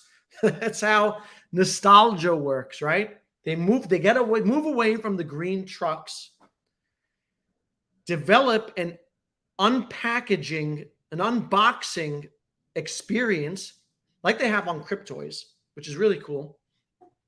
So on Cryptoys, you hit the collectible. You can choose to keep it boxed, and if it's a blind box, then it'll be, you don't know what you got, and then you can sell it later on. So if you have, which is so cool, right? Because let's say you got a blind box of Stanley, you bought it $15, and years from now, the secret rare is $10,000. You might have a blind box of a common, which sells at that point for $200. But it will fetch so much money because people want an opportunity for that $10,000 secret rare, right? So you're taking a chance of not opening it and missing out on something good, but a small percentage, right, that it's going to be a secret rare. Or you can hold it and sell it as a blind box and enhance the value in the future. So Cryptoys does that. They also, when you unwrap there is the sound of an unwrapping, and there's a whole experience. It would be dope if Vivi could do something like that. Not now. It's not a priority. They have enough to do, right? Down the line, a couple years from now, if they can enhance their unboxing experience, it'd be cool. And then we'll get nostalgic for the green trucks. then you can sell the green truck as an NFT, right? Be pretty dope. Yep, needs a card game. I would also be dope if Vivi integrated a card game. Justin says he'll take the green truck. So some people like that green truck. Oh, SoCal got to take a 420 break. Yeah, saw my man, Patient Hodler. Let's keep scrolling.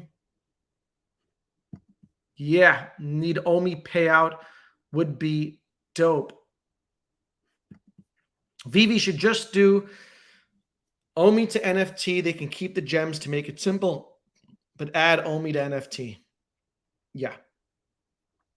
OMI to NFT needs to happen. Also, so one of the tweets that I had saved, and I don't want to go back to sharing my screen, but one of the tweets that I had saved this week to talk about was Nugent. I think that's how I pronounce your name if you're here, or Entran, who's a big Vivi collector. Many of you probably know him. He's got a bunch of partner statues. He's got a ton of Spider-Man stuff. He's got multiple Stan Lees. He's got $45 of OMI. That is a huge opportunity to what the team needs to do. There are a bunch of N-Trends, New Gens, bunch of collectors like this in Vivi who love collecting, and they fly under the radar. They're just here because they love collecting, and they accumulate big vaults and spend so much money on Vivi, and they don't care about OMI. They need to make them care about OMI. They need to give them a reason to buy the OMI token. It has to be a necessary part of this ecosystem. And if they can do that, they will bridge probably 80% of probably Vivi daily active users over to OMI. There are, I would say, the majority of people who collect on Vivi hold little OMI. And if you can convert those people, that in itself will take that token off.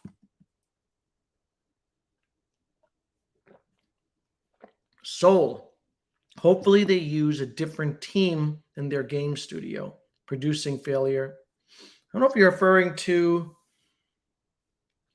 I don't know what you're referring to. If you're referring to the Cavernous, I'm not sure. I think Vivi has a lot more building behind the scenes. Surely they came to the attention of the real big boys. Yeah, for sure. Amazon is going to want to take a cut. Yeah, we went over that before.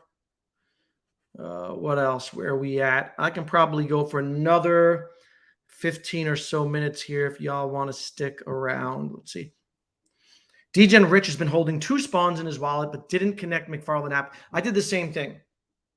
I was holding, so I bought $300 worth of stuff for Christmas.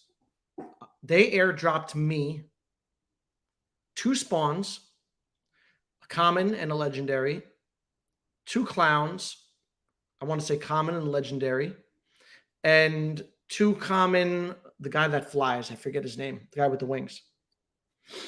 And I just held them.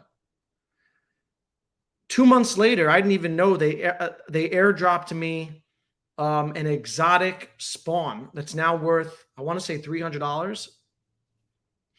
And I accumulated all these XP points just for holding. But I didn't hear about having to connect to the web app in order to mint the Superman. And I went in the day of, like, when they were doing the snapshot, or the day before, and there were technical issues. And I didn't get in until after the snapshot. So I didn't get a chance to mint the Superman. I bought one in secondary, but I love getting rewarded. I am more incentivized right now to buy in McFarlane than I am in Vivi because of the reward. And that's going to change for Vivi once MCP kicks in, changes the whole game. And I think that we take for granted, because it's taken so long and we've accumulated our points, we take for granted the shift that's going to take place within the app. But hopefully it gets done. Hodler, you're in Croatia. I thought you were in Germany. I went to Croatia a few years ago. It's absolutely beautiful. I've also been to Germany. Also beautiful. Soul, merging NFTs. That's, yeah. Let's see. Degen Rich. Yeah. He's in Melbourne. That's Australia. So we got people all over the world over here brought together through community. Impossible to answer without knowing who is on the team. That is correct also. Right? That is referring to, do we have confidence in the blockchain team? And it's impossible to know. I have confidence in Mitch because we've heard Mitch talk, and we've gotten to know him a bit, and he's competent. You can just tell. He's also a good communicator. He's straightforward. He says things as they are. He doesn't oversell, make excuses. He's very straight to the point, very logical. And so I think everyone likes Mitch, right? I don't think anyone dislikes Mitch. I hope there's a Mitch on the Omi's blockchain team. And if there is, I think they'd be wise to introduce him to the community. Mark, am I comfortable sharing my Omi positions in that 20 million range? Right now I'm comfortable with my position. It's not a main part of it. It's like a lower percentage of my portfolio. My goal as it rises is to sell it. And I think everyone needs to make a plan for the next bull run. The hardest thing to do is to sell. And my plan is to sell along the way. So I'll be selling at different prices, and I don't know what they are yet. It depends on where we are once like the bull market hits and where I think it'll go. If I think it'll go to 5 cents, I might start to sell at 1 cent, and then maybe like sell 20% of my bag, sell another 20% of my bag at 2 cents, whatever it is,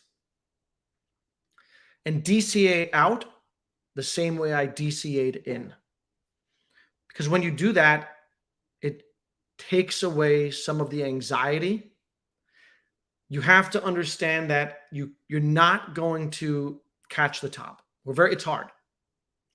You have to be okay with leaving some money on the table. Because if you're not okay with it, and you're constantly worried about it continuing to go up and you missing out, there's a chance you're going to end up holding all the way down. And it psychologically wears on you. So my goal is to make a plan, and I'm going to do it closer to the halving, and try to stick to the plan. And everyone should pair up with a buddy because it's hard to sell once the euphoria kicks in, and you need someone to tell you, you got to sell. So that is my goal. Degenerate. Why do I have that feeling Omi is going to moon and I'm going to miss out? I might have to just put 1K in it and forget. It's how it works. When you don't put money into something, it moons. And when you load up, it doesn't. Yeah, so Mark, I was planning to go to Decon. If you had asked me months ago, I would say 70% yes. Now, probably like 25% chance. So I don't know. I've got a lot of expenses coming up. Besides the fact that it's around Christmas, Christmas is mad expensive. I got to lease a new car in December. Taking my daughter to WrestleMania next year, but I got to buy tickets for that, and that's going to be like $1,000. So I'm not sure if I'm going to Decon. If a lot of people are going, I might be able to do it. I got to see. It also sucks that it's so close to Christmas. I don't know if COVID is still a thing, but last year, a lot of people got COVID and came home. And, you know, then if that would suck to get it around the holidays because my parents are older and have complications and stuff. And so, but I don't even know if what's going on with COVID, man. Yeah, man, 3K subs on the way. We're going to have to toast to it. Damn, it's been such a struggle. If you're not subbed, please sub. I'm at 30. I think I need 33 more subs to get to 3K. It's been a struggle to get there. I go off and on making content, and the bear markets are slow. So it's definitely going to be a milestone. It's a milestone I'm looking forward to, for sure. You don't see Decentraland holders out there creating FUD nonstop. Correct. Well, I don't know if they have any holders, but you also, this community is passionate. So, man, I think it's important to be able to criticize constructively and to have conversations. We should welcome them. I think it's also important to know when it's like, all right, we get it. Like, you don't have to say the same thing over and over every day. Also, there are some who are just jaded and take everything and look at it in a negative light, and doesn't matter what it is, and can't see the positive. And I think that's like, if that's the case,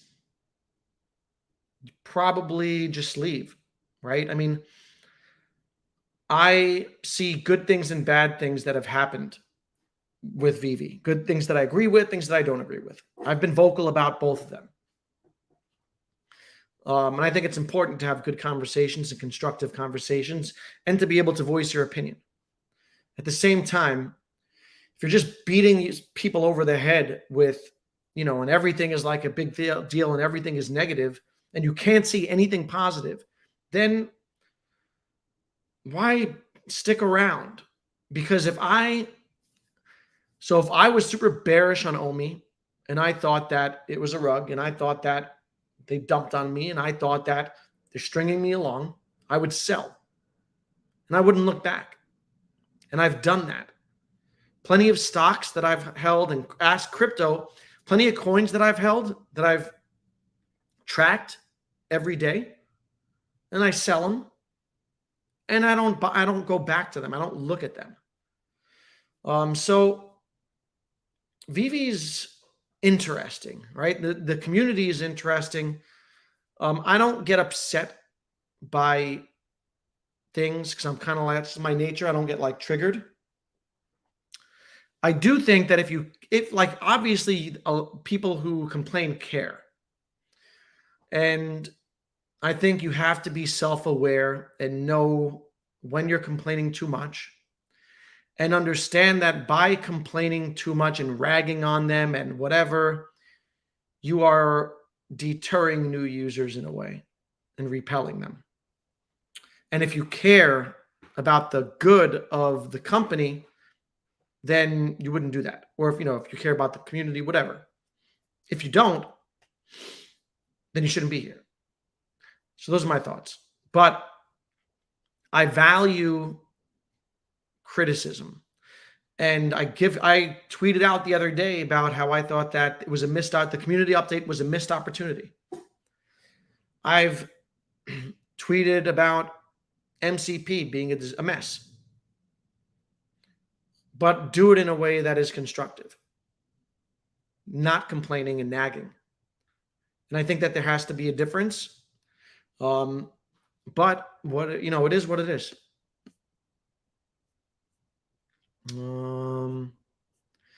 Let's see. Still got 68 people up in here. Biscuits in the house. I personally like small artist NFTs the most. When I was collecting with Vivi Decon pieces, were some, yeah. And Biscuits, you're an artist yourself, so I can see how that stuff resonates with you. And the thing about Vivi is that they have all these pockets of things, all these niches and things that you can collect and genres or whatever. And there's something for everyone. It's something that sets it apart from everyone else so far. Also, what helps create that community, I think, is we are talking about characters that we love, and we can connect through those characters.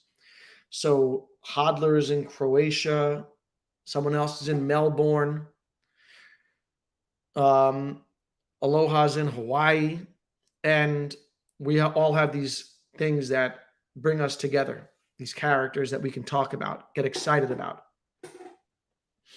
So it's what they do well. Can you explain briefly the Ecomi lawsuit? So the Ecomi lawsuit, Bengadenzi was an early part of the team. He says that he was promised equity in Vivi and he never received it. He's now suing them for equity in Vivi, a certain percentage of the company. In addition to that, he's suing for additional OMI tokens. He previously sued them for OMI tokens that he says were owed to him. They settled out of court. They gave him something like 10 billion OMI tokens. He's got a ton of OMI. How does it impact the token? I mean, it impacts it only in that, in my opinion, I don't know if they have a hesitancy to list on exchanges because of the lawsuit, because of the optics of it, or because, I don't know. So the lawsuit might impact their desire to list on exchanges. Hopefully that lawsuit is resolved. The last one was settled out of court. We'll see. Otherwise, lawsuits last for years sometimes. So rare is amazing. Yeah, I got to play it. Their socials are one of the leaders in the space. I definitely want to get on So Rare.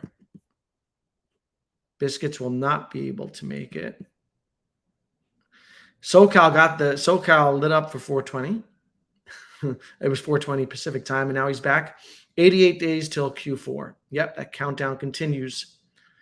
102 days till Decon. And I know SoCal will be there because he lives in SoCal. He's a SoCal Omi homie. I am going to New York Comic Con because I live in New York. If any of you are going there. Last year, Mr. MC1 threw an after party on a rooftop in Manhattan. You know, the team went there. I missed it because the Mets were in the playoffs. The first time I had Met tickets, first time the Mets make the playoffs was during a Vivi community event. And so I had to miss it. Sucked. Thankfully, not thankfully, the Mets are totally out of it this year. So I don't have to worry about October baseball conflicting with New York Comic Con and a prospective get-together in New York City. Yep. Fitch Ratings downgraded its U.S. debt rating on Tuesday from the highest rating. Yep. U.S. got fudded. All good for Bitcoin, right? I mean, that's what Bitcoin was created for. to make a more sound money. Mark's going to SoCal. Pretty dope. Jim Adler, I farted harder than Michael Jackson could ever. That was kind of out of left field. Yeah, currency is a Ponzi, if you really think about it. The aliens will stabilize things. Jim Adler's talking about his fart. That thing stunk. Listen, Jim Adler. Everyone does it.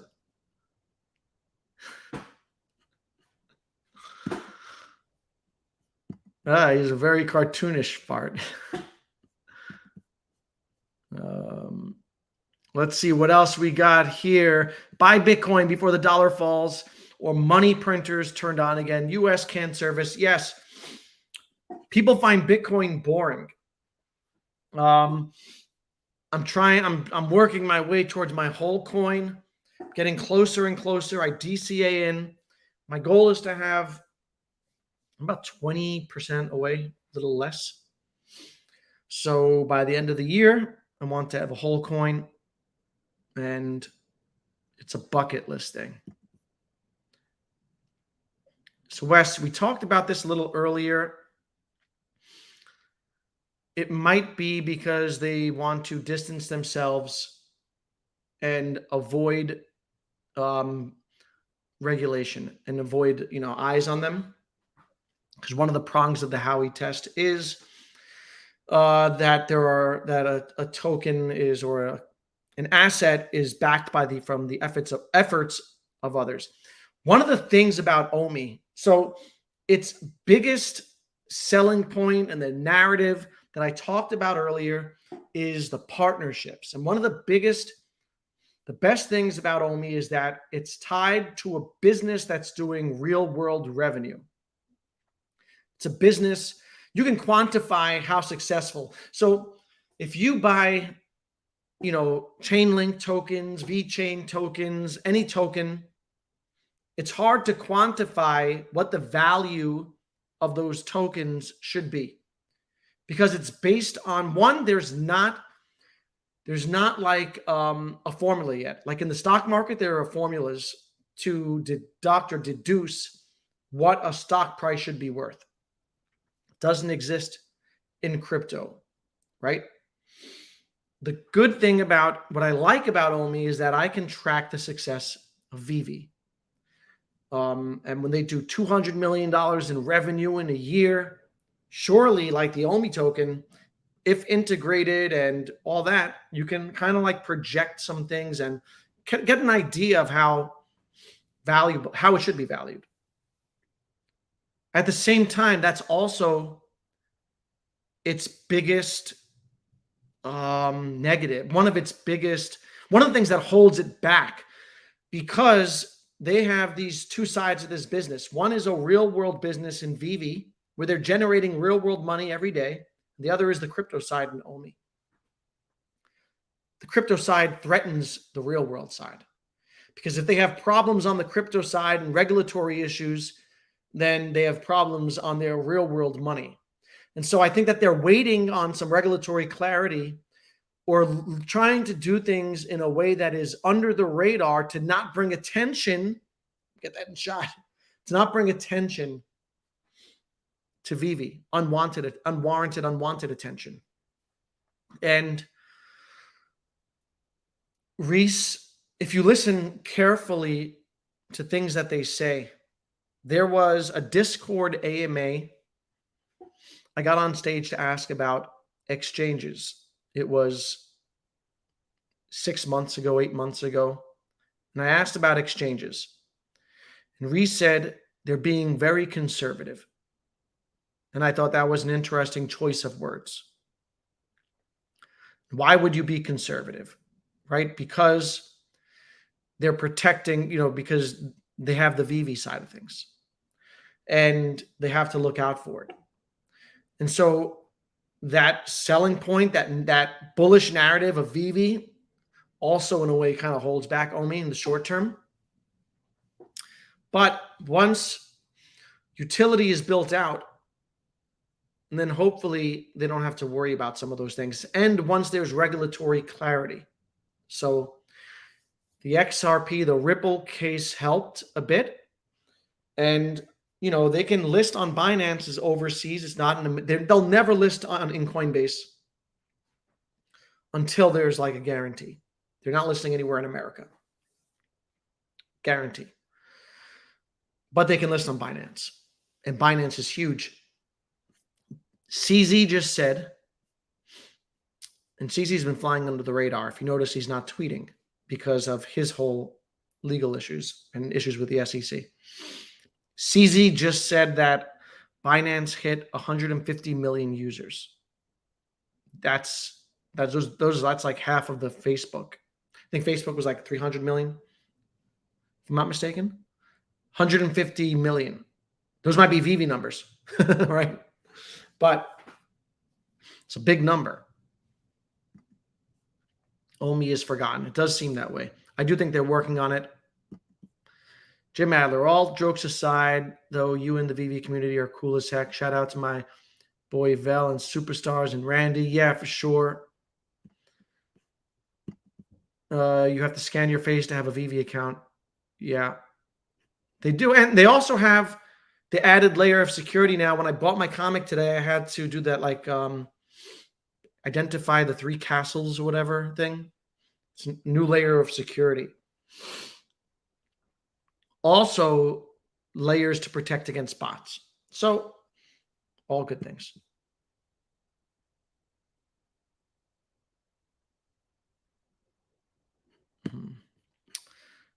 This guy's back to his farting ways. Adler, man, what are you talking about? Implementing royalties on chain requires centralization. No bueno. Yeah, this is true. I think that there will always be levels of centralization around Vivi. Well, royalties are, I don't know, what's Rarible? Is that, that's where I sell my McFarlane stuff. Royalties are automatically deducted. So,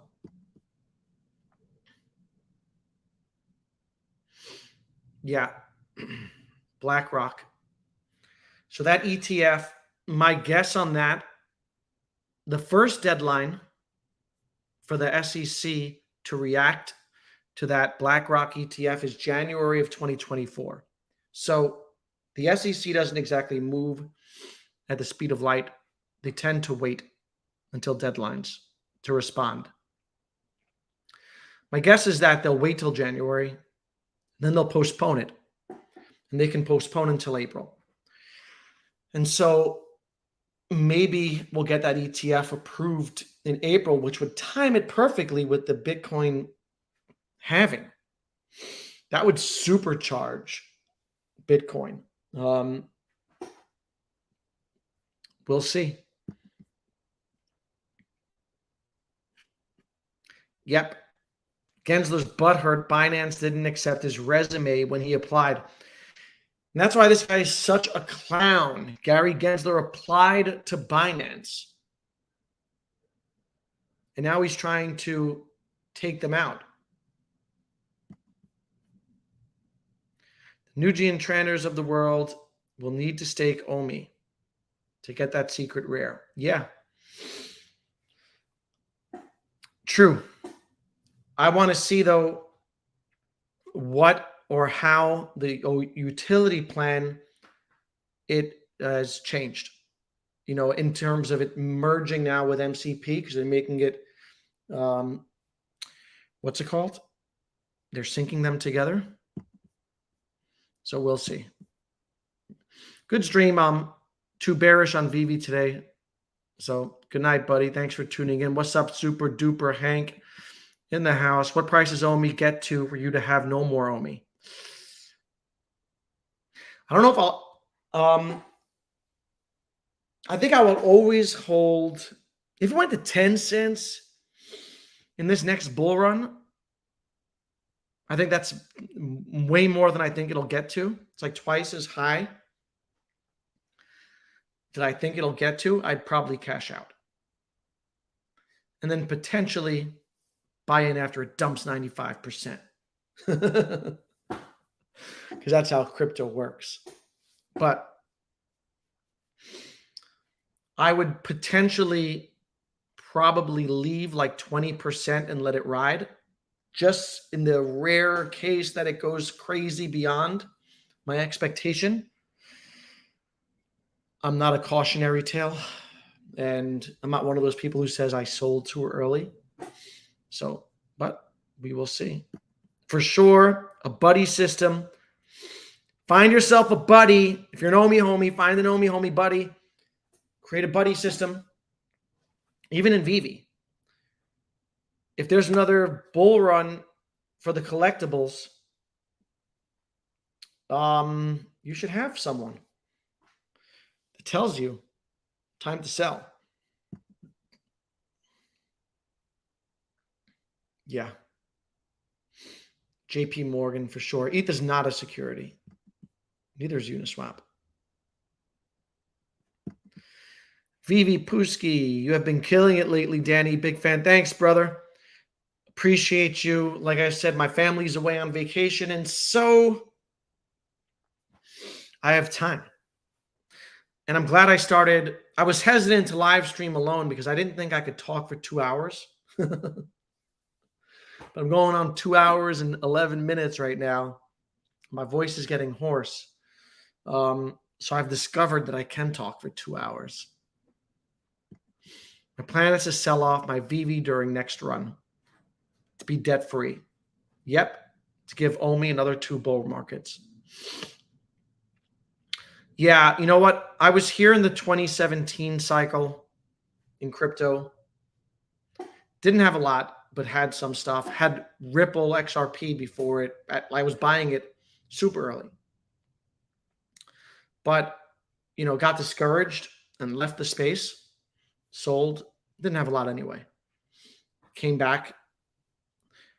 I realize a lot of people have an expectation that you're going to get rich in one cycle or you're going to make a lot of money in one cycle. I think sometimes it takes a couple cycles. And I think it's important to play the cycles because it's so speculative, such a nascent space and driven by hype, prone to volatility. You have to take advantage of the volatility and not try to time things too much, but take advantage and sell. 18 months out, Bitcoin tends, after a halving, Bitcoin tends to top out. Things tend to go downhill. Take profits because you see that a lot of coins will drop. Majority of coins drop 90 to 95% in a bear market. Don't know if in the future history repeats it. At some point, things will stabilize a bit. There'll be diminishing returns and diminishing losses. But this is the way it's been. And so it's important to take advantage of your knowledge of how cycles work and take your wins. Got to take your wins or else they're just on paper. And the numbers go up and down on paper. Yeah, the FUDDers do stick around. Do you think some people FUD and complain just to drive down prices? I don't think so. I think that people FUD I think people are genuinely upset. They feel betrayed. They feel like they bought into something that did not, that the actions of the Dave and Dan didn't match their words from early on in terms of deadlines, promises, things like that. And there were like little white lies or whatever. And people feel upset about it. And they have a right to be upset. And then some people are bitter. And it is what it is. If it was me and I was bitter, I would just leave, right? But I think deep down they like the product and they love the community and they love to argue with community members. And it's almost like, and they'll fight just to get under the skin. They'll say things just to needle. And it's all good. So I guess in the nutshell, the reason why the team isn't talking about Omi, it's because of the lawsuit. It's part of it, perhaps. Yeah.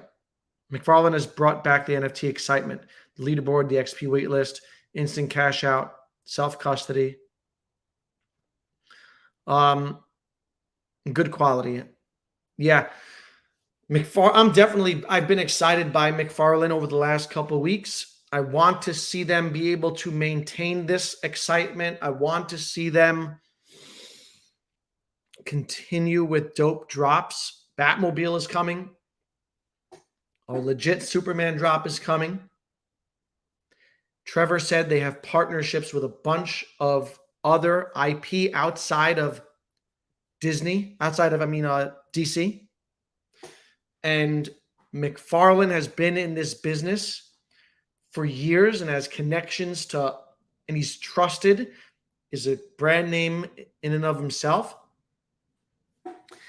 And he sells millions of physicals a year. If anyone can onboard major IP, it's McFarlane. And they've got Demon Slayer in the physicals. They've got NFL coming back, NHL, they've done MLB. They've done Game of Thrones. They've got House of Dragon, the new Game of Thrones, right now in their store. They've got the retro Batman stuff from the 60s, which I love. They've released so much stuff over the years and have relationships that they have the potential to make some noise. And I hope they do, because options are good and competition is great. We've had a great positive community until the Disney Golden Moments drop after the greed. Whenever people get into something with a money proposition and the money proposition goes sideways, they get upset. And that's what I was saying earlier about a bear market exasperating flaws. And during a bear market, there's a rapper, Jay Electronic, has a great line. He says, when I look in the mirror, all I see is flaws. That's kind of like what looking in the mirror in a bear market is like. All you see are the flaws. Prices are down. Sentiment is down. Team didn't deliver on timelines. The only thing that stands out is the negativity. Once money flows back in, users grow, things recover, they start to feel that excitement again. And then they see the brighter side. Then they remember, this is what I liked, or this is why I got in. And then things get delivered, and then all is forgiven. We'll see. Maybe not. But I do think that the money part of it plays a part in people's reactions, perceptions, etc. Yeah. Selling collectibles is harder because you're connected to the characters, right? Batman, Todd.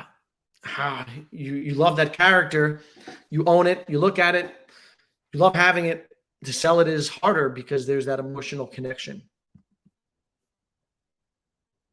So Rarible, I guess, is centralized, in other words. I think Reese is just laying low.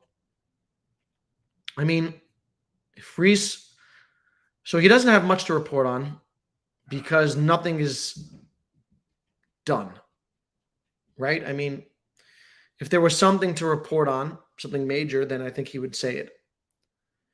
If he were to just come out and say something, he's going to get attacked, right? And so he's laying low, and you'll hear from Reese when there's something to hear. Omi hit 1 cent, correct, with limited exchanges and utility last run.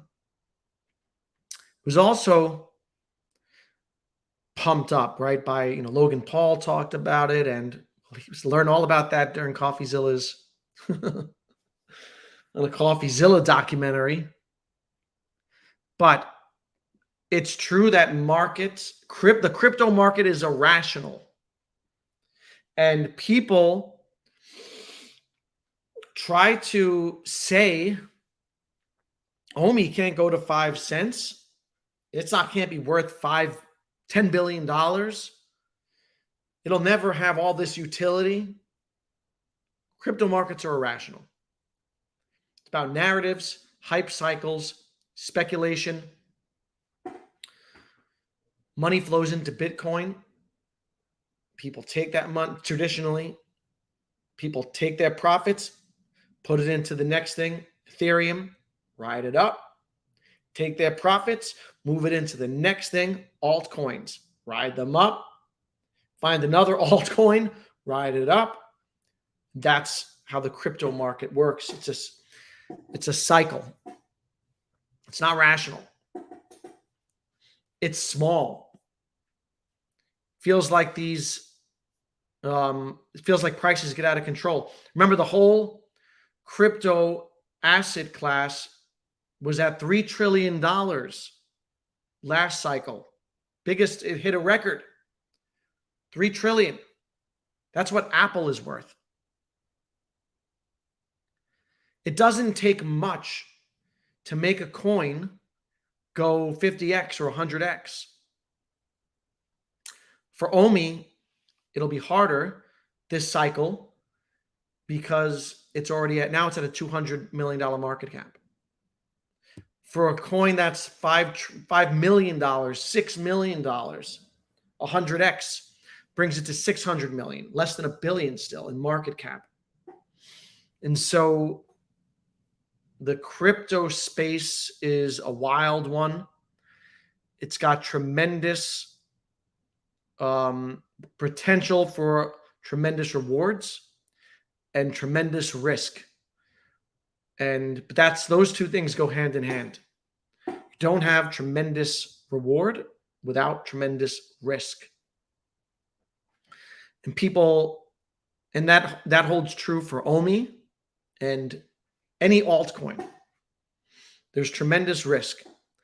And it's important to remember. Thanks for another great stream, Danny DeBull. Peace out, Crypto Dan. I'm going to catch you on the leaderboard at McFarlane. You can make a lot of money, correct? Yes, if you get in on a high. And the people who are here during the bear market will make money during the bull market, right? The people who have been buying over the last year and accumulating and DCAing, buying low, bull market hits, time to sell. New people will come into the space. They will FOMO in because they'll see all the money. No one wants to buy now. I have so many people in my family, my brother, my niece, my nephew, my co-workers, everyone was buying in 2021. They were buying Solana at $200. Solana went to $8. I said, you buying Solana? It's $8. And they said, no, I'm not touching that.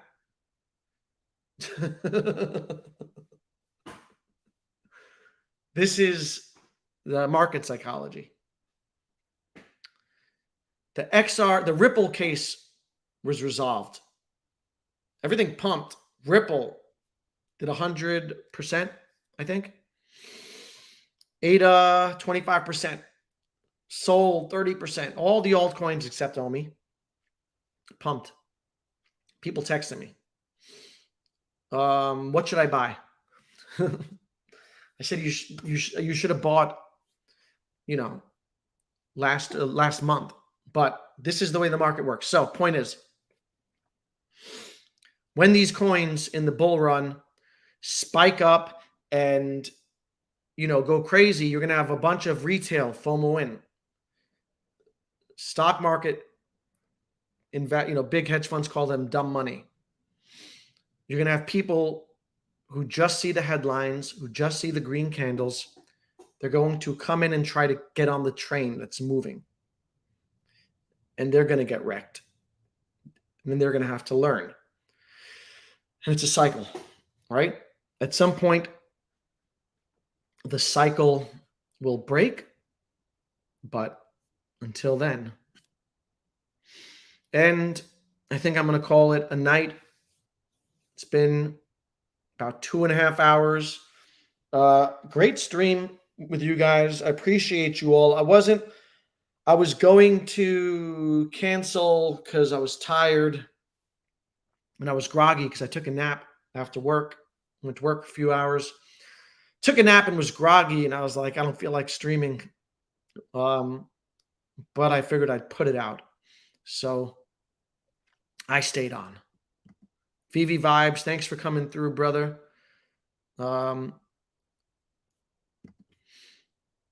Soul, drink coffee, broski.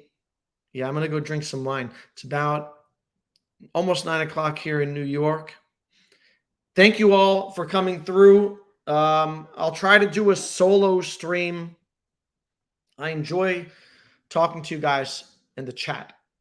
And something different from an interview when yeah, man, wine. A little red wine, Italian. Howard feels deflated. Oh.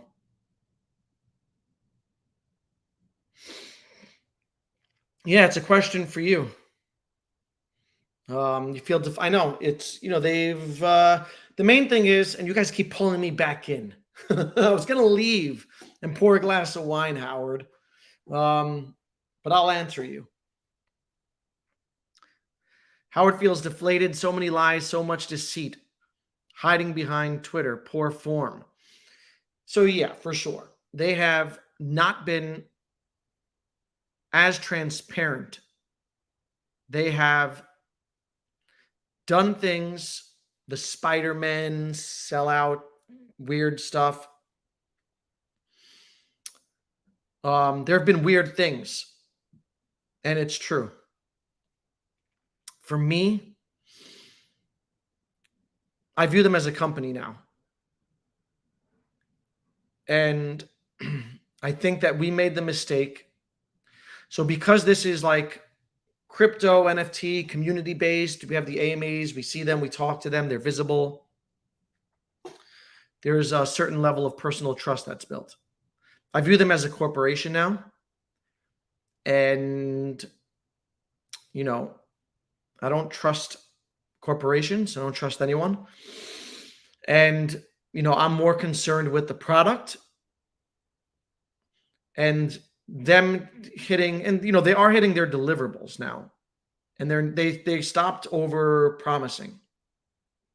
And so, that stuff, it doesn't bother me. Like, I don't feel personally offended by those things. Some do, and they have that right. It depends on the person. Me personally, I don't. I like the product. I like the community. I think that they will continue to get things done. I do think that they have good intentions in delivering on what they said they would. I think that they totally overpromised and maybe even overhyped in order to, to their advantage, use things to their advantage. But I do think they are, they're coming. Like Viviverse is coming, MCP is coming, OUP is coming, and they're working on it. So That's my perspective, but everyone has the right to how they feel about things. So with that being said, thank you guys for coming through. We'll do it again soon. I'm going to have Mr. MC1 Sanjay hopefully on the channel next week for a good conversation. Try to do another solo stream. I will see you all in the next one. Be good. Peace out.